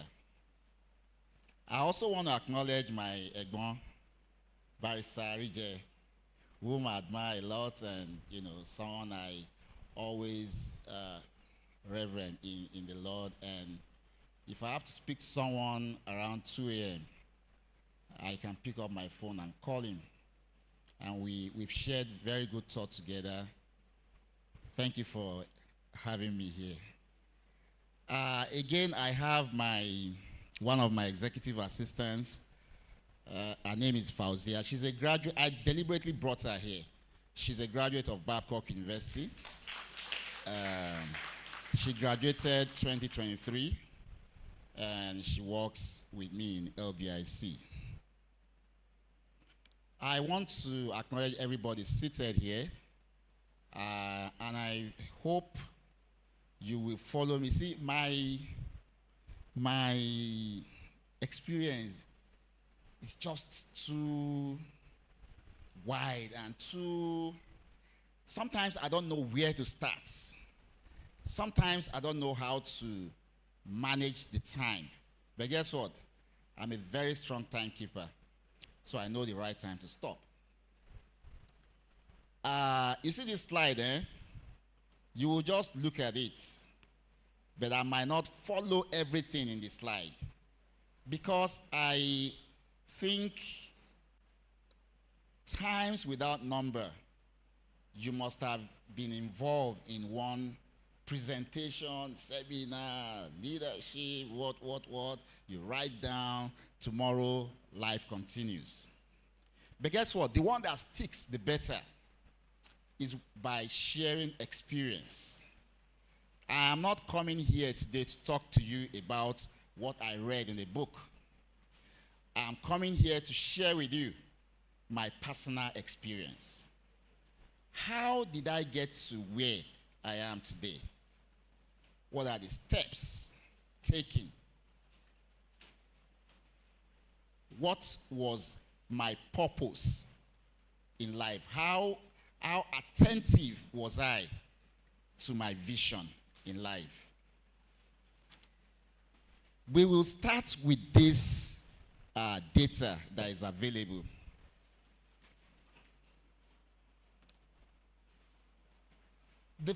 One of the first 3 universities approved by the federal government as a private university are which ones? Babcock University. The second one, Igbinedion. The third one, sorry? I can't hear you. Correct. The next set is where you have the Covenant University 2002 and thereabout. As data may have it too, Babcock University must have graduated 27 sets to date. I might not be correct. I'm just working based on the data I have. Maybe you might have the exact one. According to data as well, there are approximately 15,000 students, concurrently in Babcock University. I'm talking about both undergraduate, postgraduate students.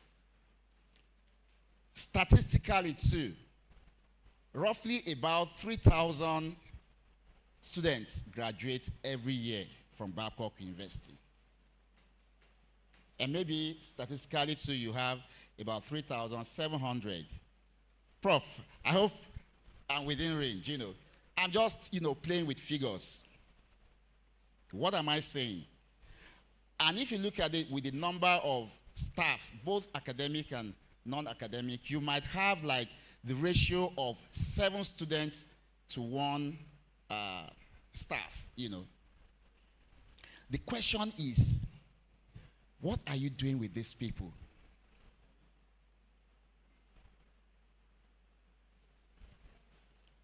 How are you mining this data that is available? How do you measure success? Do you think success is about you seated here? You sit down and look at yourself. When did I start working here? I received salary. I've received salary for like 3, 5, 10 years. What have I achieved? No. Your achievement speaks to the souls, the leaders that you have produced year after year in this institution.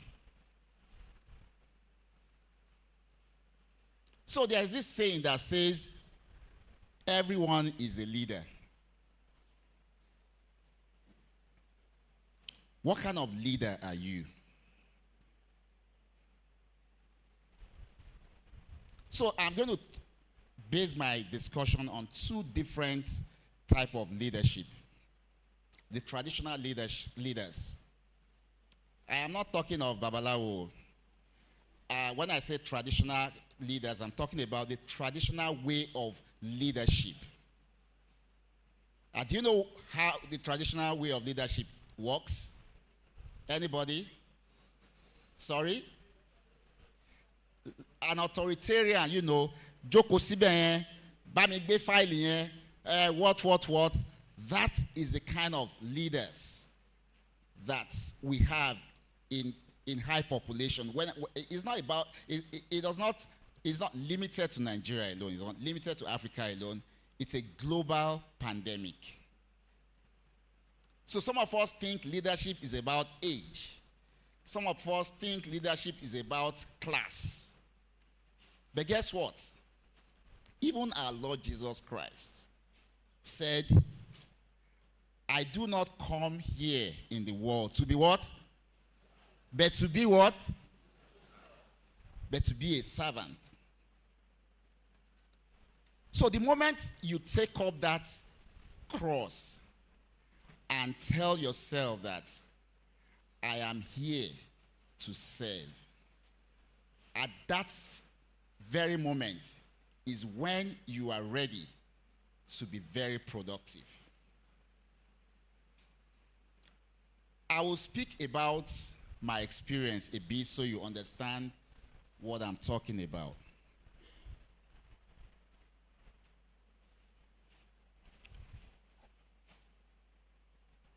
At a point in my life, after I'd done my youth service, I started working, and at a point in my life, I lost my job. I lost my job. That was during the financial meltdown. So I was home for like 5 years, roughly about 5 years. It was a very tough moment in my life, but a very educative moment in my life too. And I want to share with you so you can learn one or two things from it. At this period, I learned a whole bunch of lessons. For you, I want to talk to the men in this house now. How do you manage your home? What kind of leader are you at home? Because you see this saying that charity begins at home is not just a lip saying.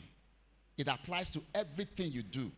The way you manage your home, your internal circle, reflects in the way you behave in your offices, the way you relate with students, the way you execute whatever you do. When I was working, before the meltdown, I made sure that I live a very open kind of relationship with my wife. When I say open relationship, I mean, one of the major problems people have at home is finance. And as a man, you feel you are the man of the house. By the way, before I got married, my wife is a doctor. I remember when we first met, she was earning almost 7 times my salary. And guess what? Whenever she comes to see me, we used to worship together in Lagos. Whenever she comes, I know she earns 7 times more than I do. I will still make sure I pay for a taxi going back to Luth. When we were ready to get married, I knew I needed to. I was living with Pa SB Akonde, may his soul rest in peace, and I needed to get a house where we would eventually settle in. And I thought about it. Some men would just think, my wife to be is working. You can sit your spouse down and talk to her that, I want to get a place. Can we put money together and get this place? I didn't do that. I took the little money I had. I went to borrow money. I rented an apartment. In that apartment, for like the first 3 months, I was sleeping on the floor. I will put wrapper on the floor because I had to start paying back the money I borrowed. Then she was serving in Kebbi, and by the time she came back, gradually I was able to buy mattress, and by the time she came back, I had at least done a part of the house. When she came, she thought she was coming to see me in Baba Akonde's house, and I love surprises, and I took her there. Why am I saying all of this? Leadership needs to be a mindset thing. It works round the clock. It will not start suddenly. I took time to explain all of this because remember I said the downtime came. Are you following me? So when the downtime, we got married and life was good. And downtime came. At that moment, what keeps me going was how I have been to her. It got to a point that, my wife only operates one bank account. For the whole of these 5 years when I say I was not working, it wasn't like I was sitting there at home, don't get me wrong. Before I lost my job, I had risen to the position of a manager. I had an official car, and but now I had to be looking for jobs to do a little thing, which cannot even sustain me, not talk of my family. By then, I already had 2 kids. And I tell you this, and I'm not ashamed to say that, for those periods, my wife ATM card is always in my hand. It is always in my hand responsibly.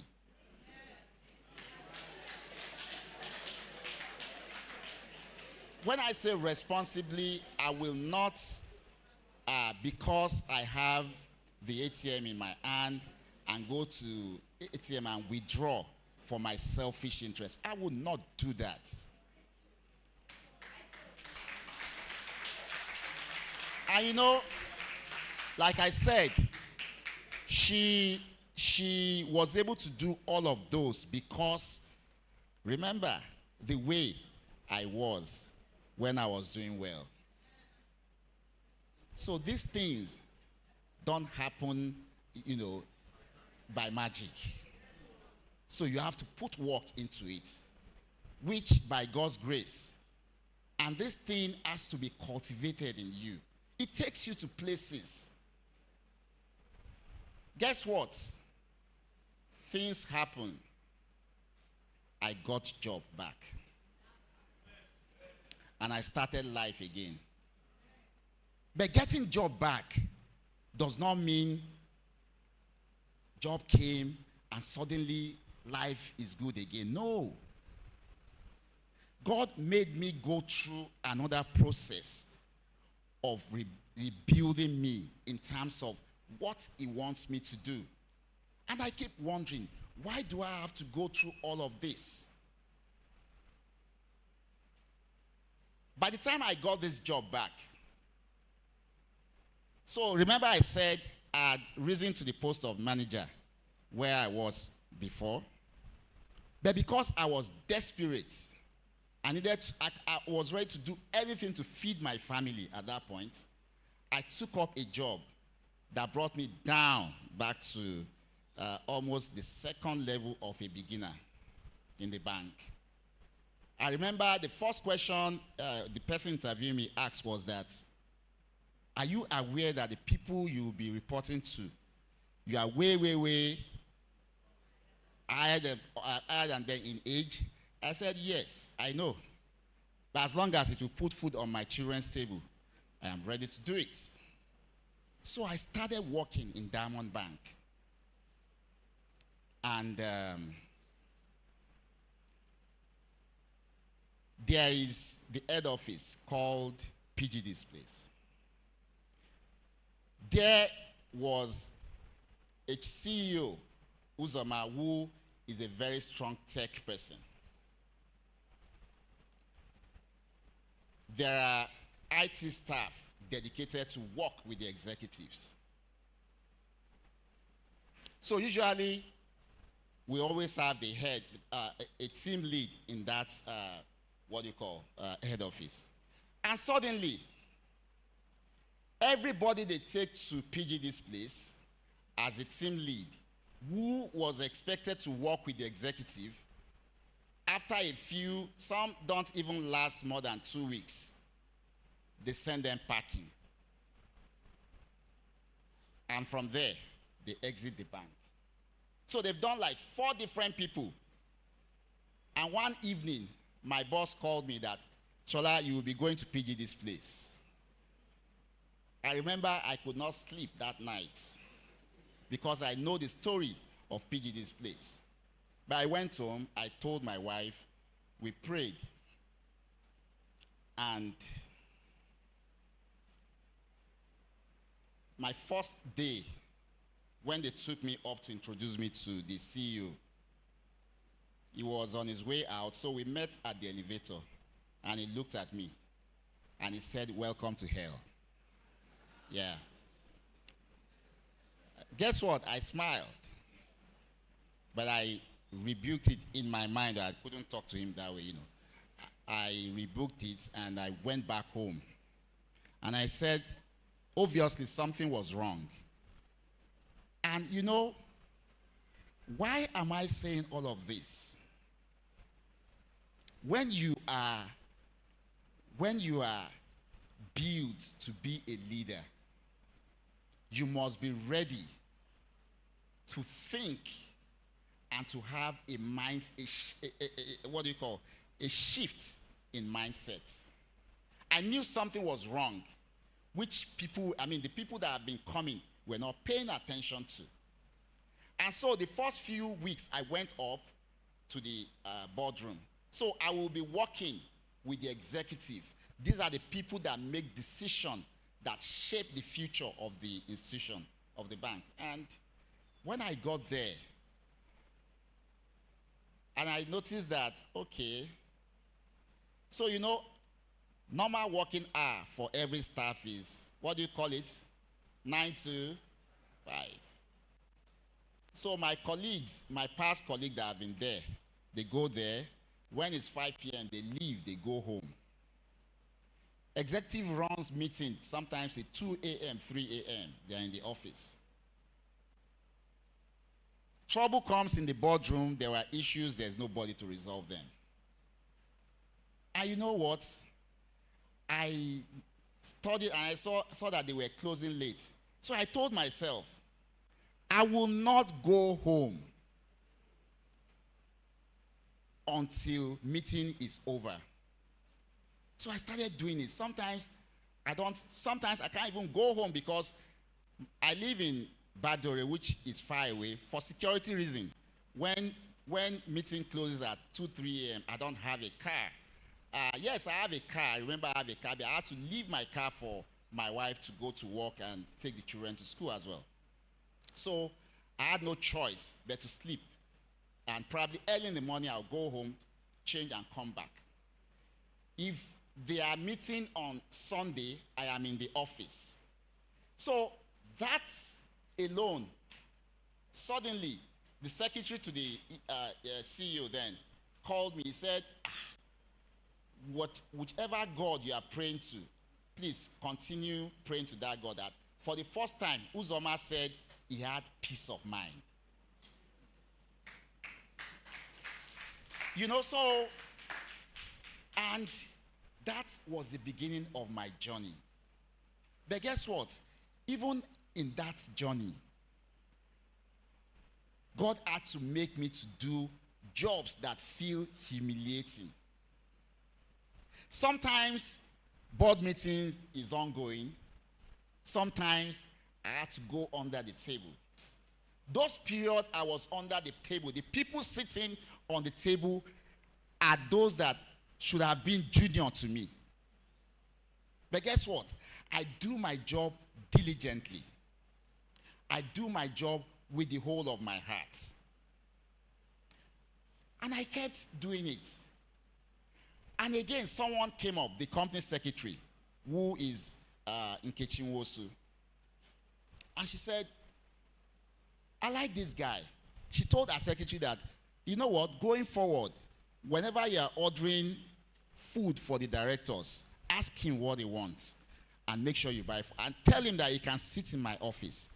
I sit in her office, unknown to me that God was using that office to teach me the legal aspect of business so that I can understand it better when I get to where I am today. So I was doing that as well. And suddenly, storm came again. When I say storm came, Access Bank came knocking to acquire Diamond Bank. And we're all afraid. Everybody in Diamond Bank was afraid. It is natural. When an institution comes to acquire the other, the staffs of the acquired might lose their job. Most of them might lose their job. So we're afraid not to lose our jobs. And what can I do? I formed a prayer team. And 12 midnight, we'll call ourselves and start praying. And what was our prayer points? That the merger will not hold. Yeah, that's our own limitation, And we kept telling God this until one of the night after prayer, I slept and woke up. I slept and had a dream. And I had, like, God was telling me that, why not ask what is in it for me? You know, my life is like the story of Joseph. Joseph, who has to go to prison to get to where God wants to take him to. So one day I was in the middle of this. Someone must have spoken on my behalf. Why are you doing this? My table is always filled up with documents, blah, blah, blah, And that he needs someone that will help shape his life. And Uzoma told him, the person you need. In Diamond Bank, there were almost 12,000 staff nationwide. Called why Herbert ordered that should come up immediately. And guess what? What was a fear, a worry to me? That very day, I took my stuff, I went to Herbert's office. Herbert's office is like a palace. So, it was like God took me from my fear and landed me in the palace where decisions has been. So, in that office, I was even seeing all of the plan, when they would do the day one, because I have every Herbert document in my hand. And the first thing I did actually was, I looked around and I saw those papers. His table was actually messed up with documents. What are these documents? Mails from different institutions will have to come to the CEO first before he minutes it out to other head of units to handle. And I said, this can be digitized. Within 2 days, I called for a meeting with the the IT unit and I asked them, what are the software you have? I looked at it. It didn't even cost them anything because they already had a software that can do the job. So, we had this brainstorming session, and before you know it, I was able to flow those documents so all we need to do is secretary get those documents. Suddenly, there was no one paper on his desk. Guess what? Every meeting, Herbert will come out. Shola, Shola, Shola, Shola, Shola. Everybody's now saying, who is Shola? And they started looking for me. How did I get there? If it is sweeping that you do, sweep well.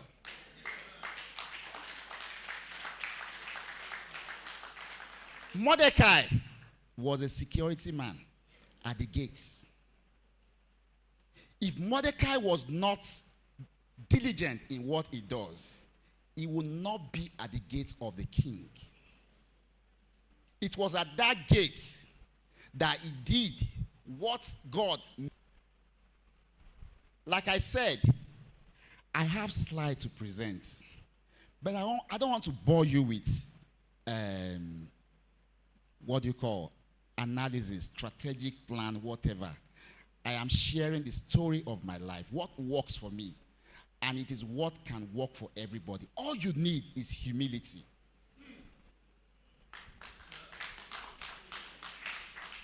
When you are humble and you don't see anything as, why is he sending me? Why am I the one doing this? Do it well with joy.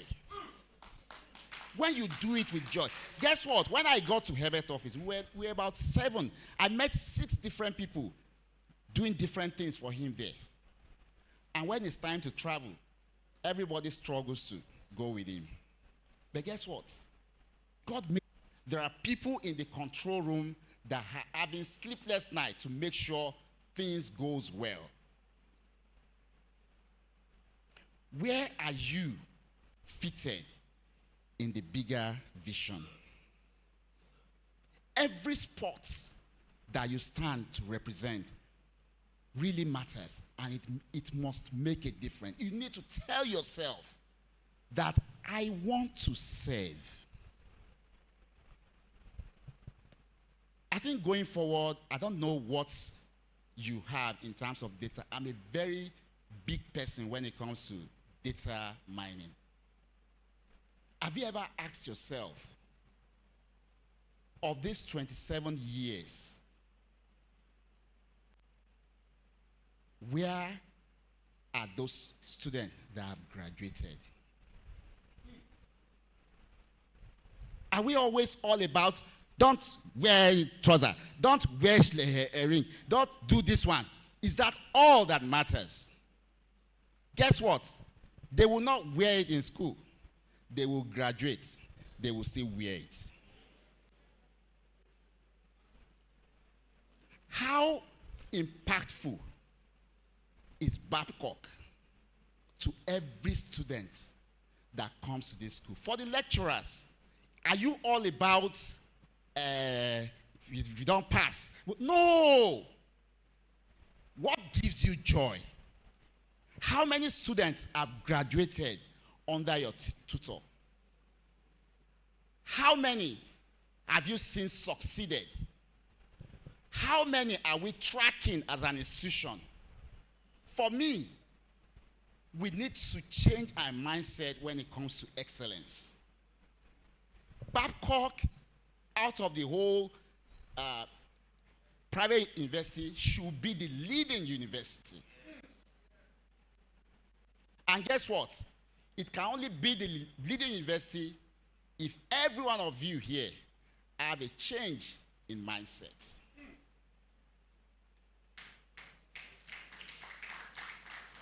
So we need to start telling ourselves that what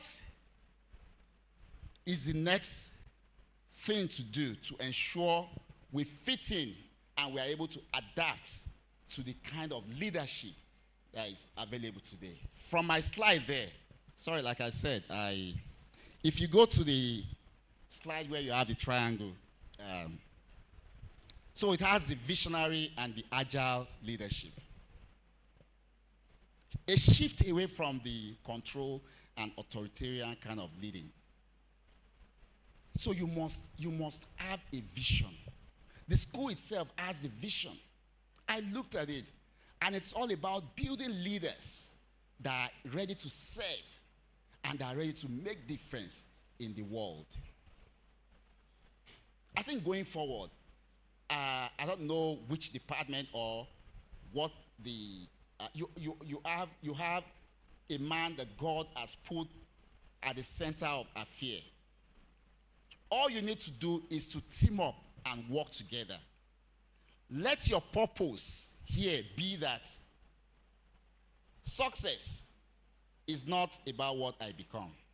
Success is about every child that walked into Babcock to study. What is the outcome by the time they are graduating? After they've left, what is becoming of them? Where are they? Ask those questions. Probe yourself. I tell you, when I came in here, the first thing I saw, I don't like seeing this at this age of technology. Seeing it alone, I was discouraged that how am I going to project in this kind of, this is not a screen at this age of technology. Babcock University should be at the center of excellence.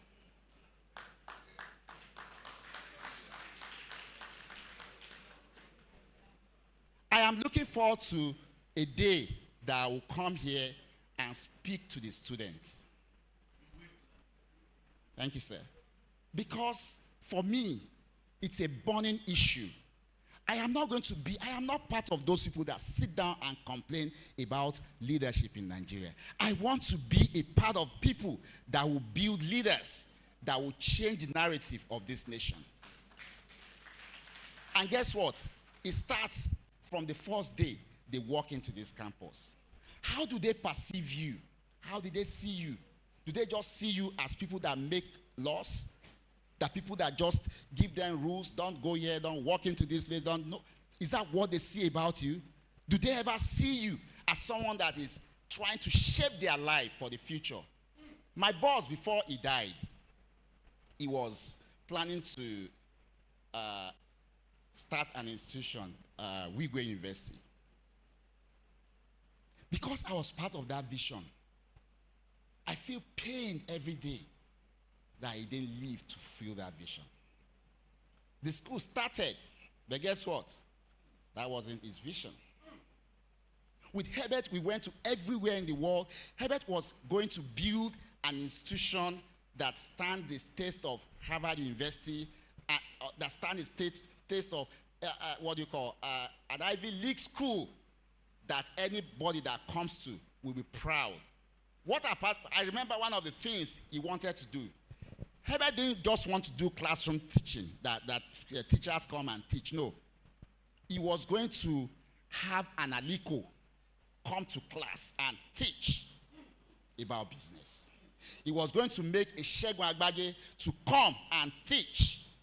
He was going to make a Boa to come and teach. Guess what? All of this thing I'm saying is not, I am with him. I am always with him, 247. Least I forget, I am sure when they were reading my profile then, they talked about COVID. You know when COVID came, when everybody was worried about tomorrow, I walked up to my boss and I told him that I will move to your estate. Not that I'm going to rent a house there. He looked at me. Remember that time everybody was scared. Everybody wants to stay at home. Guess what? I moved into an hotel in Parkview where my boss used to live. For 1 year, I did not go home. I had to talk to my wife for her to understand. Why? Because I saw fear in his face. He was running an umpire. He has institution almost everywhere in the world. He was worried about, is my business going to collapse? And I knew one of his weaknesses is technology. Meanwhile, at that moment, businesses were going to be run virtually. It wasn't a time I can leave him. So I moved into Parkview. So from the hotel, I can easily walk to his house. 2 a.m. one day, Lagos State Governor came to see Herbert. And he saw me there. And he said, how are you committing? I said, I don't go home. He looked at me. Are you staying in your guys' house? I said, no. Herbert just smiled and went, And I told him I stay in an hotel. He shook his head and left. Few weeks after then, he told one of his aides that they should give me a land in Lekki Phase 1. Yeah. Yeah, so that land, yeah, it came at a price. I remember it was about 70 million naira. So, yeah.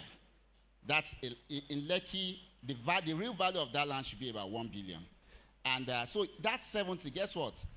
He did a rebate on it, so it came to about 50 million. He himself gave me $30,000. Herbert was angry. Herbert paid the balance. So I did not even pay one kobo.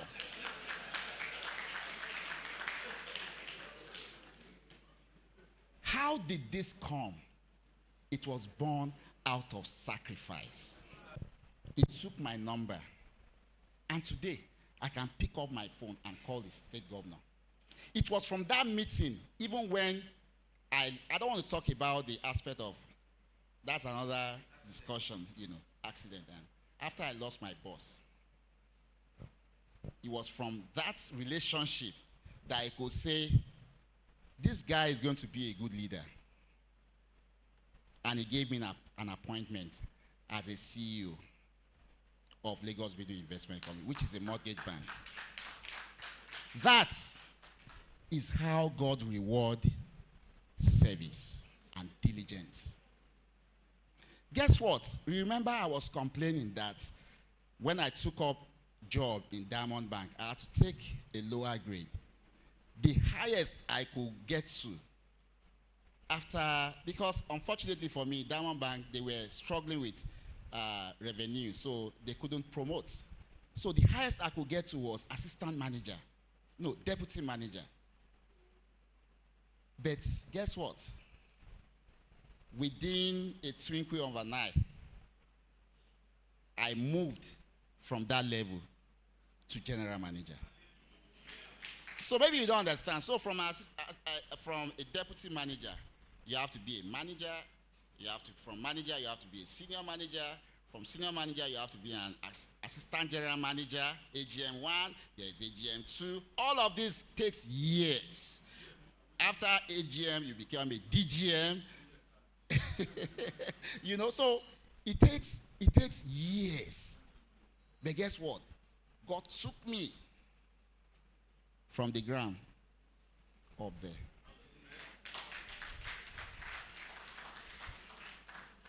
And like I said, when I got to LBIC, all of this, my service, all of those times that board meeting were going on and I'm just on the seat pushing slide, everybody's presentation always comes to me. I read them. All of those times I push those slides, when I sit down to chair my ESCO, those memory comes. All of my movement with Herbert, when with him, what do I do? When I fly around with Herbert, when I say we've been to almost every country, if we go to any Africa country, it is to see the president. So we either see the president or CBN governor. So I've seen people of classes. And I never took it for granted. I am not going there too. I need to say this so you understand. I've never gone to anywhere with him and asked for anybody to give me something. And it is because of that respect that even the governor feels Herbert was his friend. But he still talks to me like a friend. He speaks to me like someone he can relate with. Because I don't come to him as a beggar. I don't come to him and I have not paid this fee. No. For the whole year that I worked with my boss, I've never walked into his office and be asking him that, I had this amount to pay for my children's school fee. No.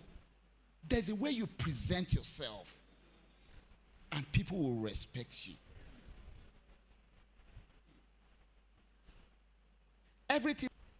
And when I say And when I say there was never a day, we travel almost every day. I'm in the sky almost every day of my life.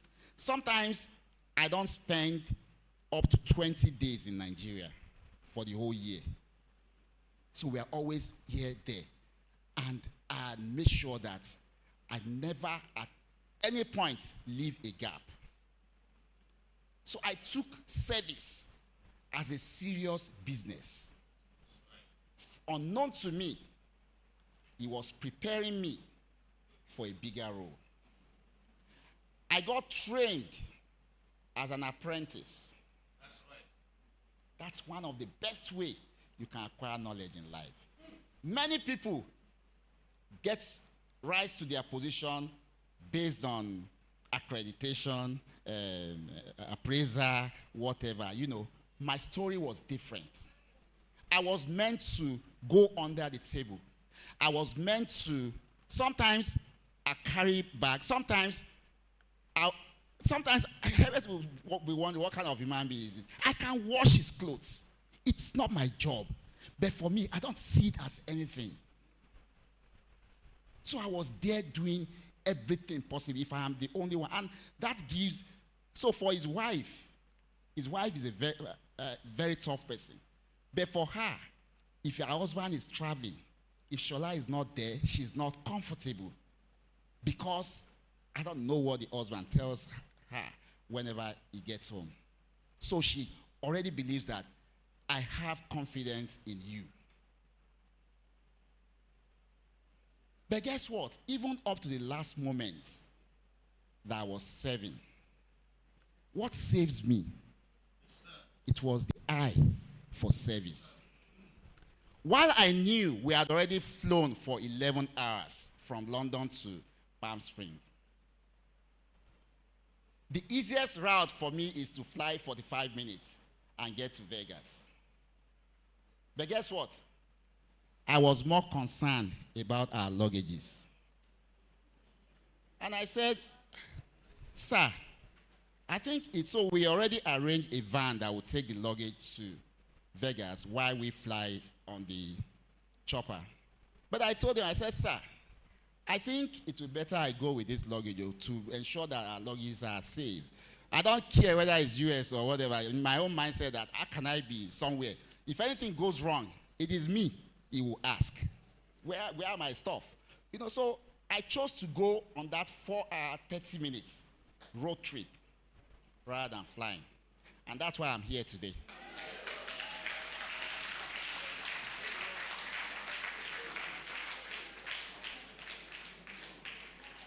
There is nowhere sacrifice, service cannot take you to. When you do it diligently, even in the middle of storm, God can come. So sometimes I look at myself that among the 5 of us, in terms of value, I was the least in terms of value. I'm not belittling myself. I'm just being real. Herbert was an umpire. His wife was the next of kin. His son was his next of kin. Sometimes I ask God, who am I? In the middle of those things. Bimbo, that was his friend, can buy first-class ticket for 5 people and fly with. He's a big boy. I was a servant. But for God, it doesn't really matter. And he just unpicked me. Go this way. And I am saved today. Out of service. I want to appeal to you today. Let us start a new chapter. Let us begin an institution that we can all be proud of. We can all beat our chest and say, this person graduated from this school. That's the joy. Everything you think you've achieved here does not really matter. What matters, what you can wake up tomorrow to, is to see that one of the graduates of this institution is now the president of this country, or is now at World Trade Center, or is now anywhere that really matters. It will not happen by accident. It will happen by our collective determination, our collective efforts. I am sorry I've jumped my slide. I felt this will make more sense, you know. And I think some of us,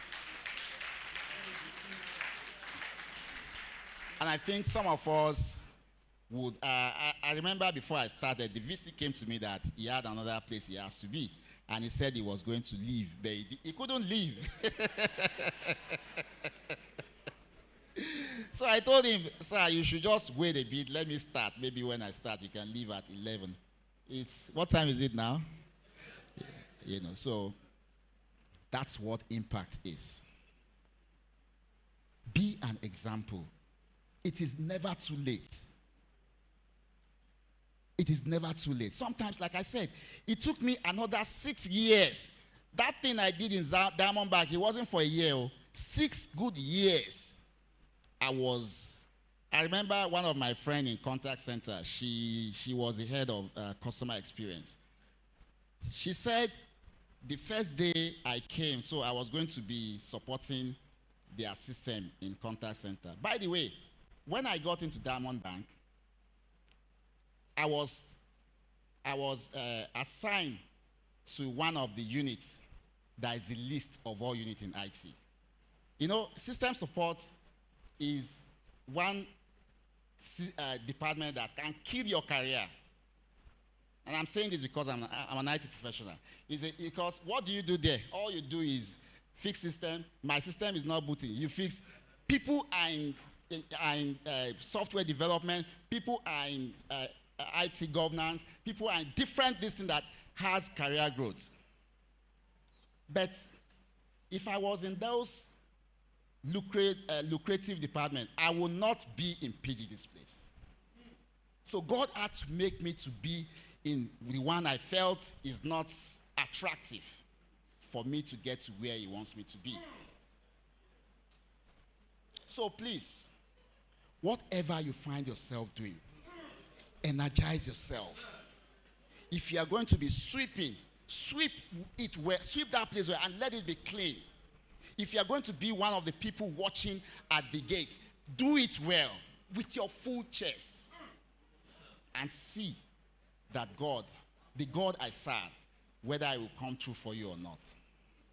I'm going to leave you with this, and I feel this as minister to one person or the other today, and I hope to come back again because I want to speak to you about financial independence, you know, because one of the reasons people get weary in their workplaces, they feel salary comes and is exhausted, and you start all over again.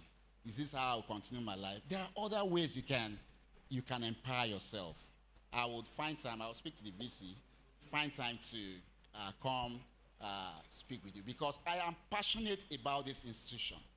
I am passionate about our students. I am passionate about success that comes out of this institution. This is all we have as Adventists, and we must make sure we change our mindset in the realm of excellence. When you do everything you do with excellence in mind, then success is always around your corner. God bless you all.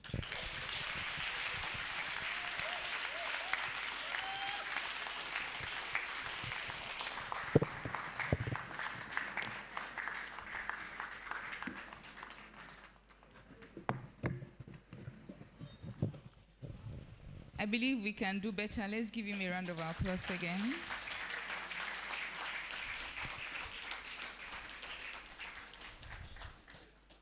Thank you, Mr. Fale, for this engaging discussion. Sacrifice, service, whatever role you play in the university, do it diligently, with humility, integrity, and be an example. Thank you very much for the presentation. So, do we have any questions? Papers are being passed around. Please, if you have questions, kindly write your questions down.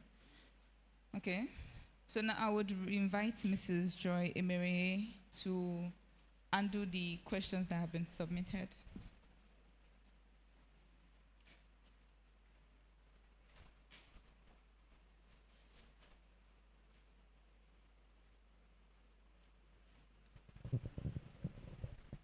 Before we go to question and answer, can we just stand up and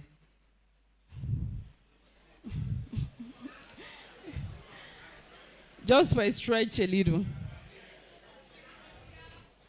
Okay, thank you. You would agree with me that it has really been an impactful session. And by the grace of God, we will do what we have been taught. Please, let's be seated. I have just 2 questions here. And I don't know if there are more, but if there are not, we'll just take these 2. I think they are directed to Dr. Adeye. So I'll read them out and he can speak to them. I'll just read the 2. This one says, my question centers on explanation you gave on why and how. And the person is asking, can a staff whose ideas are not reckoned with by his or her supervisor still see himself as a leader?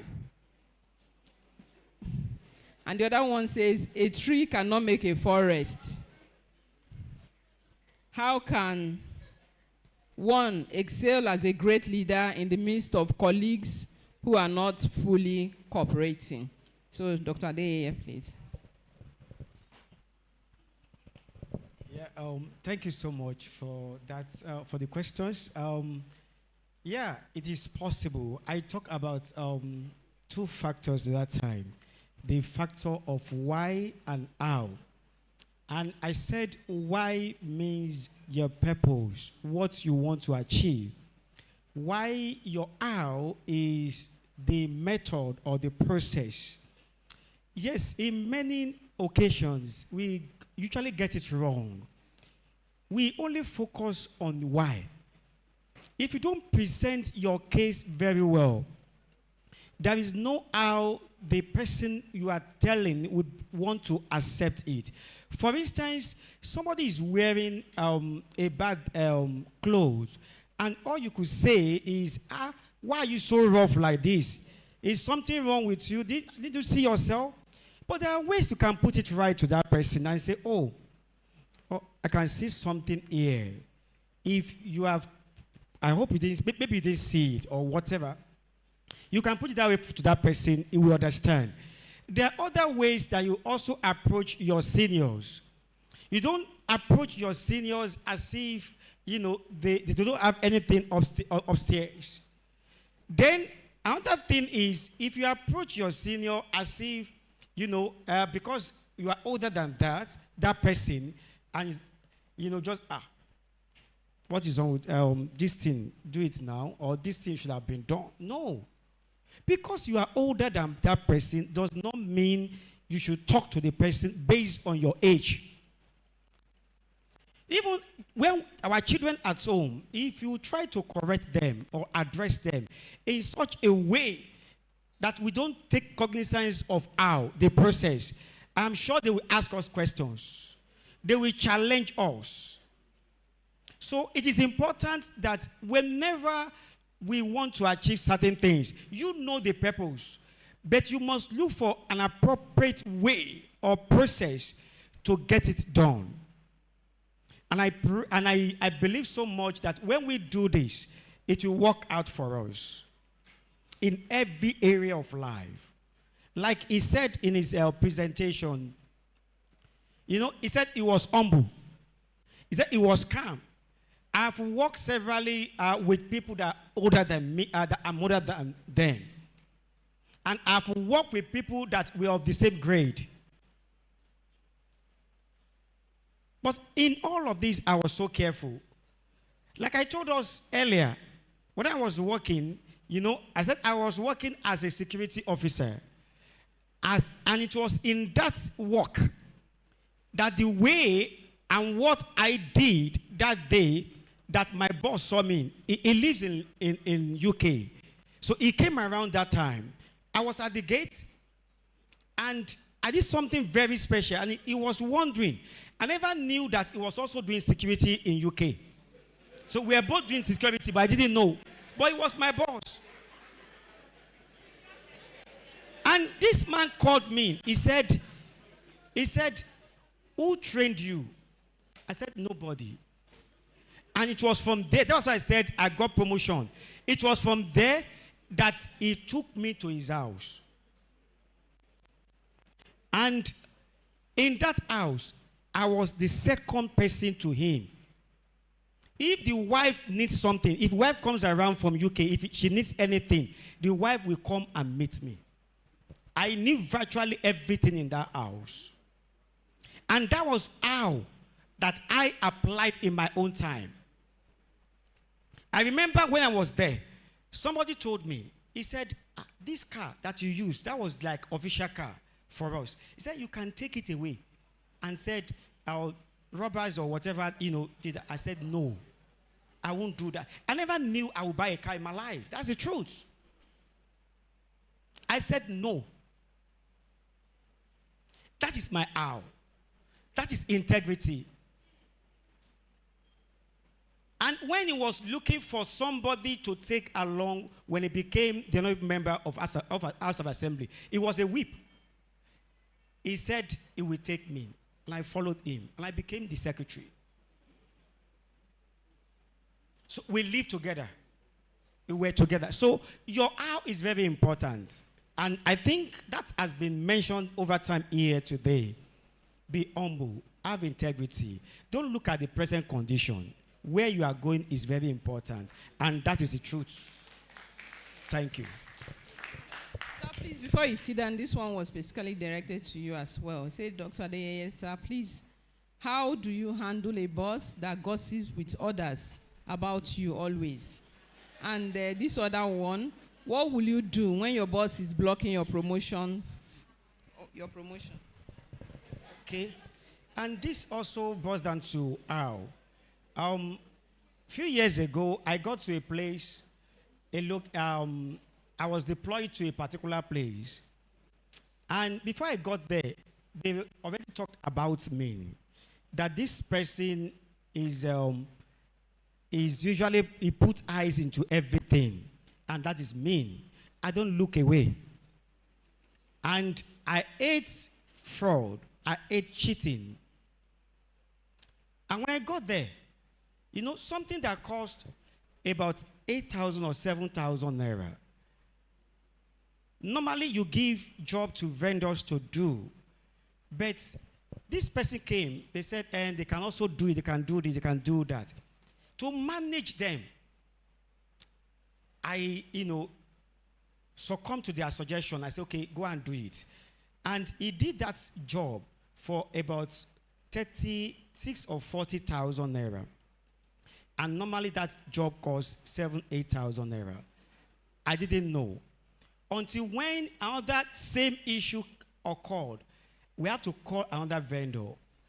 And we bought it, and we did like 3 or 4 times of what he did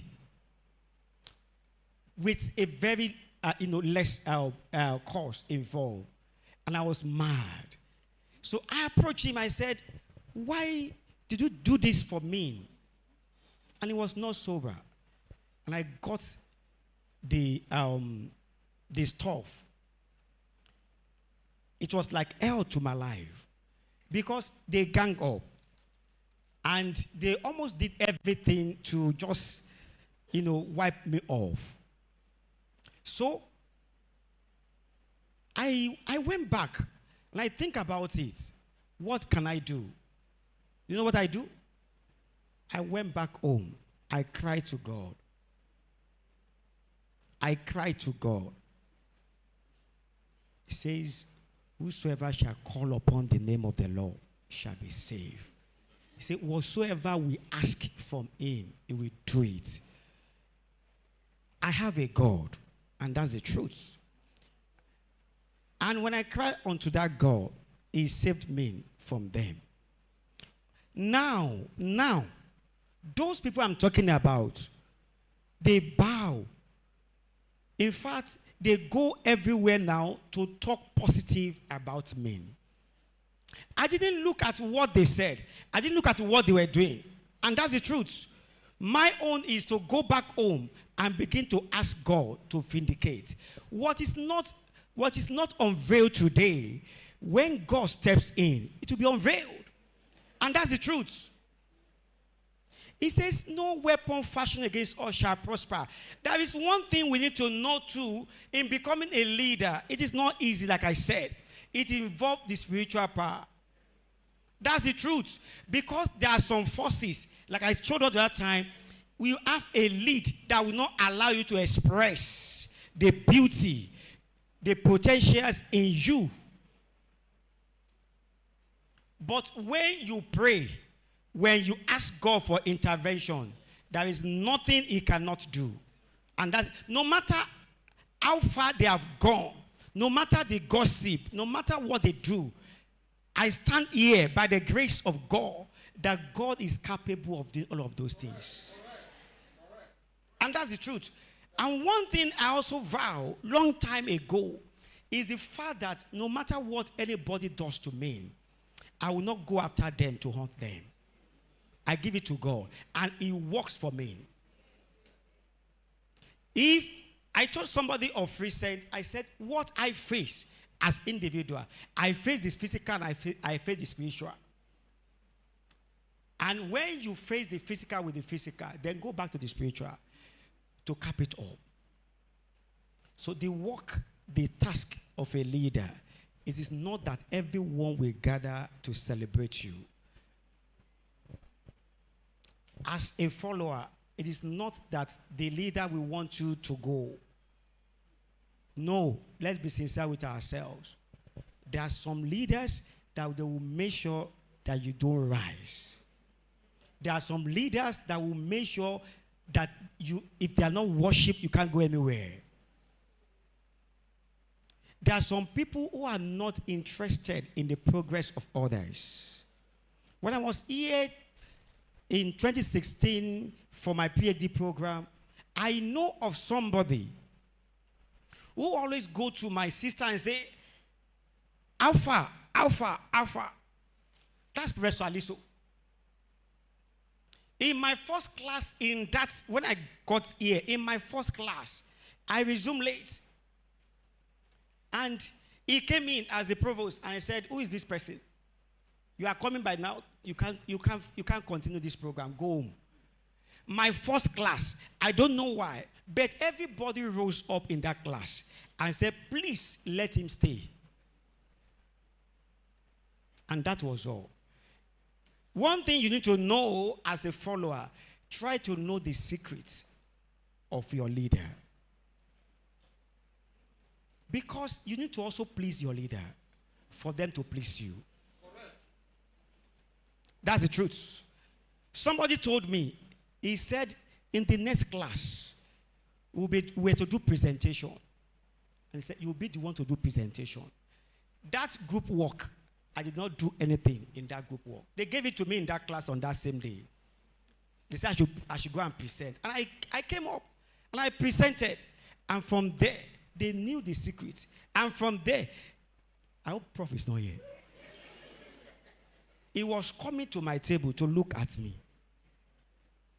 And that was what connects us together. He's always after me, after my sources. May I tell you something here? There is a name I can't forget in Babcock University. Dr. Shoyemi, I can't forget her. I am being sincere with you. Why? I'm a busy person. My job does not give him time. And that time I was fainting.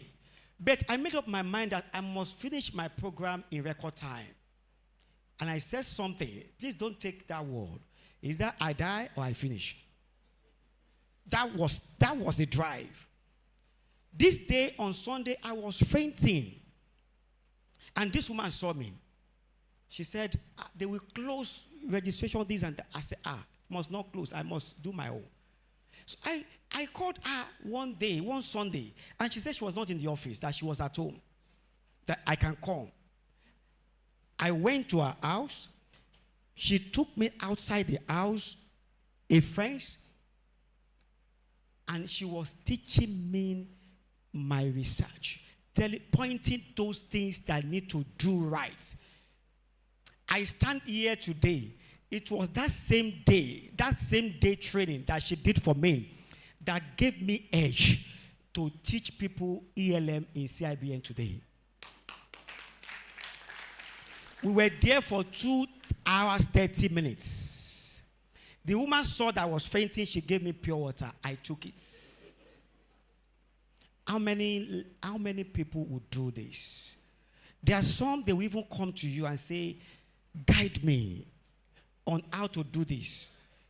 But you leave them to their problem. There are some, they will even do.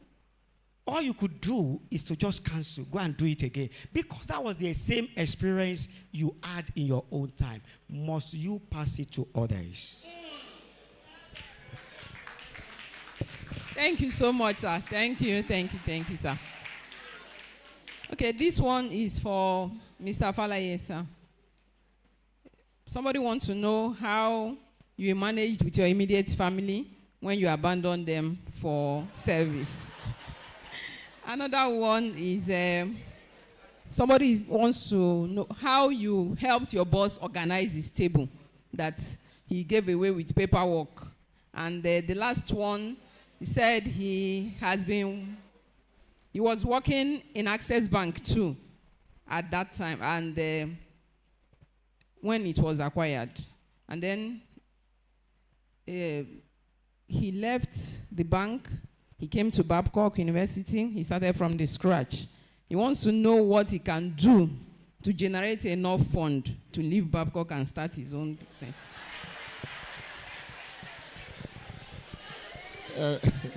Anyway, let me answer the first one. So, I did not abandon my family.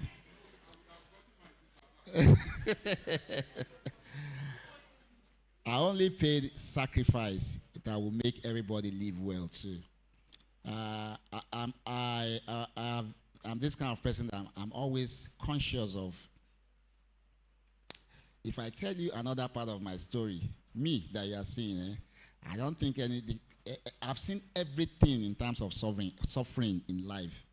I started my life almost all by myself from after primary 6. I had to fend for myself. I never lived with parents. I never lived with father or mother. I got into university all by myself. It's another story for another day. So, after being through all of those things, I cannot abandon my family. I was just ready to sacrifice myself. That period was a period where, if anything happens, you could die. I was not afraid because I want to give everything that will make my family live well. I felt if I was going home, what if I contracted COVID and now took it home? Those are the reasons why I felt I should just stay away for that period. It's a big sacrifice. People were locked in. I was locked out. But, to God be the glory. So some of this, these are some of the sacrifices that we all have to pay for the success of tomorrow. The next one was the person that worked in Access Bank, right? Okay, so I had said before that I'm going to schedule another time to come and talk about financial literacy, which I'm sure that would give you that opportunity to learn one or two things that can help you grow. The third one, I think I already answered it. That how did I, it's just simple. So for Access Bank, they were fortunate that they had an application called Process Maker. So it was that application that I wrote on and was able to tweak it to do that flow. So what we did was, instead of human being carrying documents, take it to this person, we just did a flow through the system such that you don't have to be on your desk to see that you have document waiting for you to sign. So instead of those documents coming to his desk, it goes to the secretary, who scans it into the system, flow it to him. He sees it. Sometimes he does it in the aircraft. Look at it. Okay, this is, he sends it to maybe the deputy managing director or the head of retail banking, whoever the head of. So it makes life easier. That was what we did then. I know maybe you could have something here that you can help you flow documents to. It's just some programming language that helps to solve that. I hope that answers the questions. Thank you. Thank you very much. Is there anybody willing to share a key takeaway from today's development workshop? One or two before I start calling names. Anyone? Nobody? Okay. Ma, are you raising your hand? Just one person. Please, come and just quickly, ma. Sorry.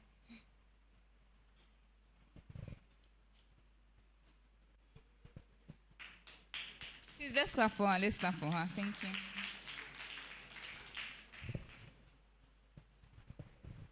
Basically, what I learned from this, some of the key takeaways, mindset is very important. Because everybody can be a leader or a model. The question is, what are you modeling? And what are you leading? How are you leading? Some of the key takeaways I also got is that it takes a lot of sacrifice to achieve your goals in life. And it's not how long, it's how well. Sometimes you're not recognized. Sometimes nobody sees the silent years you shed.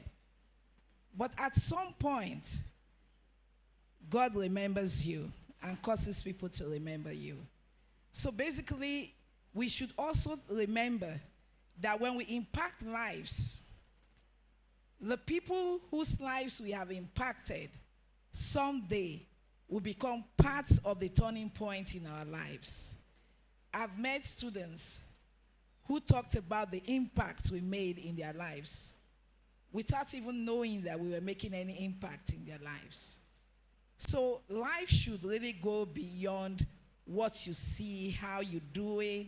It should go into impacting lives. And I've shared some of those takeaways on the basic platforms, the Abus platform, the Pioneer Church platform. If you're there already, you are seeing it. The meat you do not roast quickly, rots quickly. May God help us to get over our backward mindset and move forward in Jesus' name. Thank you very much. Let's put our hands together for her. Okay, so at this point, we would present a little token to our facilitators as a way of saying thank you for honoring our invitation. So I'm going to invite Mr. Olushola Falaye to please come up stage.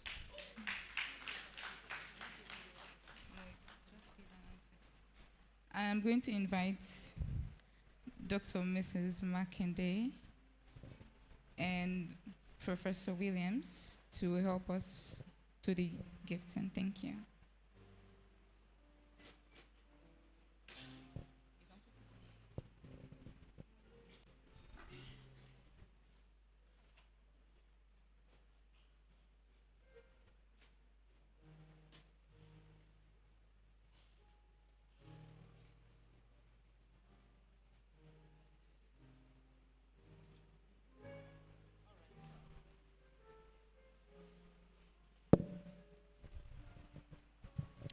Thank you very much, Mr. Falaye.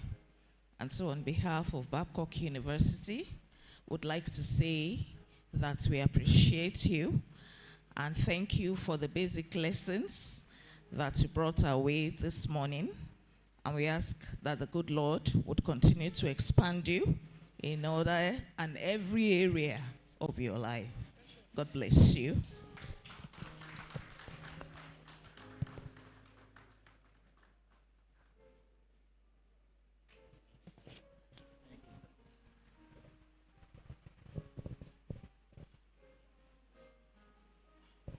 Okay, so now I'm going to invite Dr. Ayodeji Adeyeye to please come forward as well.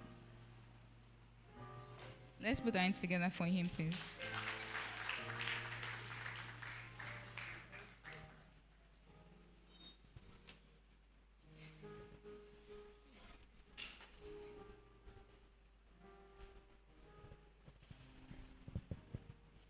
All right, so sir, on behalf of Babcock University, we say thank you for coming and God bless you.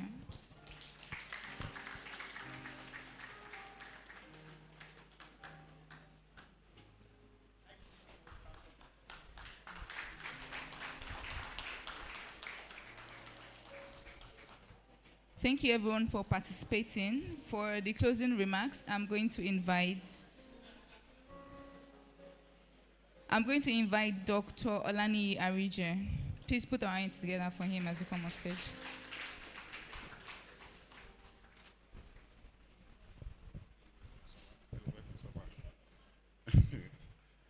Distinguished ladies and gentlemen, I don't even know what else to say, but just to appreciate everyone that is here. I want to thank you for your patience. And let me come to the facilitators. One thing they didn't say about them, because I know them very closely, one of them married to my niece, and that's this man. What they have not said, but I believe is very important, that led to where they are today, is that both of them are children of God. They are in the service of God. I know that one as a fact. And I want to thank God for you. Mr. Shola is a man of many lives.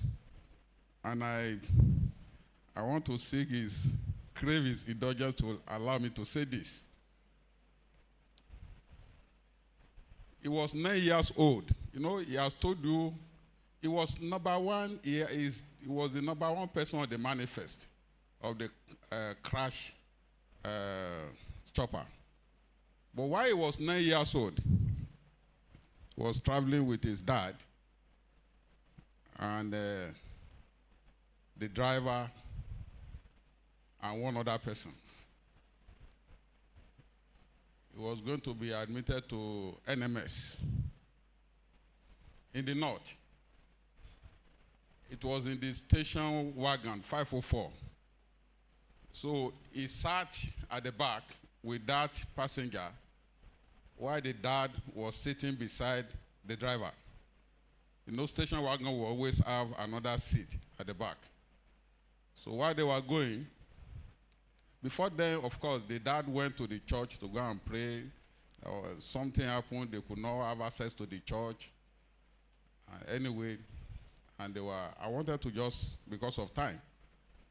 So as they were going, they met somebody on the road and they had to park. And the person was to join them. Shola, a small young man, wouldn't be bored. He believed that that man should go to the back. But the father looked at him, and that look, you know, in those days. The father looked at him, and he understood. And he quickly went to the back. While the rest four were in the front. The father with the driver and those two people, he went to the back. And shortly after that, there was an accident. And all the four died except him on earth. And since then, he started fending for his life. But one thing I know, both of them, is that they are in the service of God. They didn't mention that, it's very important. He was playing piano when somebody discovered him and sent him for his university education. Until today, as a matter of fact, I got to know him first in the church. Service, active service. Otherwise, I wouldn't have allowed him to marry my niece. And he's still very, very active in the church. Service. And the two of them also are extremely humble. Extremely humble. And I know that if we can, they have said it, if we can take these tips home today, the sky is not even the limit for each and every one of us. I want to thank all of you. I want to thank you, Mr. Shola, and my dear brother, thank you so much. And more importantly, I want to thank my colleagues. Thank you for your patience. I believe that we have learned something today. And I pray that the good Lord will be with each and every one of us. The sky is not even the limit for each and every one of us. We shall be impactful. You know, we are to train servant leaders. And I told the president the other time, I said, you can't give what you don't have. We call that in law, nemo dat non quat habet. You cannot give what you don't have. So you must be a servant leader before you can train somebody to be a servant leader. And they have said everything. I pray that God will help us in this sojourn on this campus so that by the time we are done, our success will not be it will not be attributable to what we are, what we have acquired, but the impact that we have made in the life of people. That will be our story. They have said it. Let us be the leader that is impactful. And with that, I want to thank everyone. God bless you.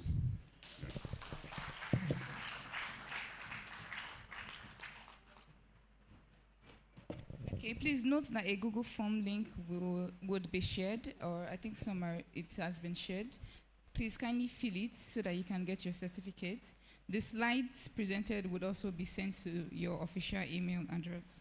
So to close the session, I'm going to invite Professor Williams to lead us in prayer. Please let's rise.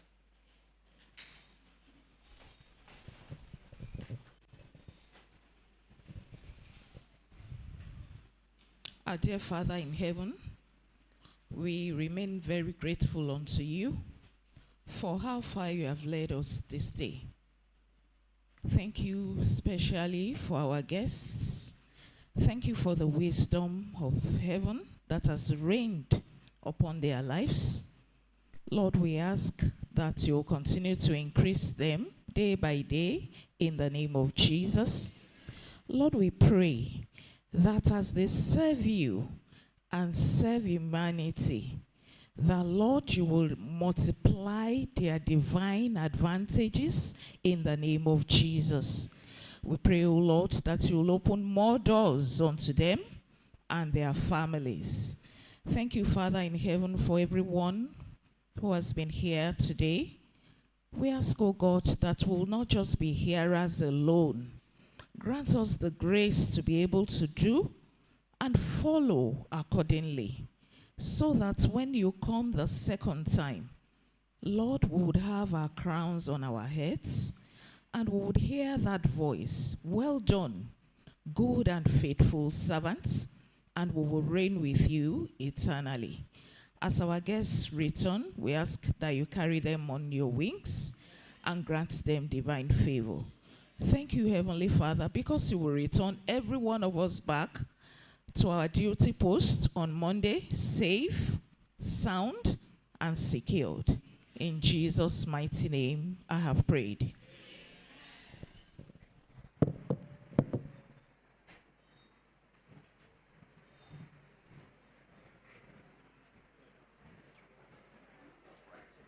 Most people, what we do, especially when it's high stress, we catch people when they're doing things wrong, right? It's demoralizing and it makes people operate out of fear. Catch people doing things right, celebrate it. This is what I love that you're doing this. It sends a message to everybody to work this way, and it's incredibly inspiring for the person who gets caught doing something right. Learning what somebody's hopes and dreams are. I've seen companies do this where they have a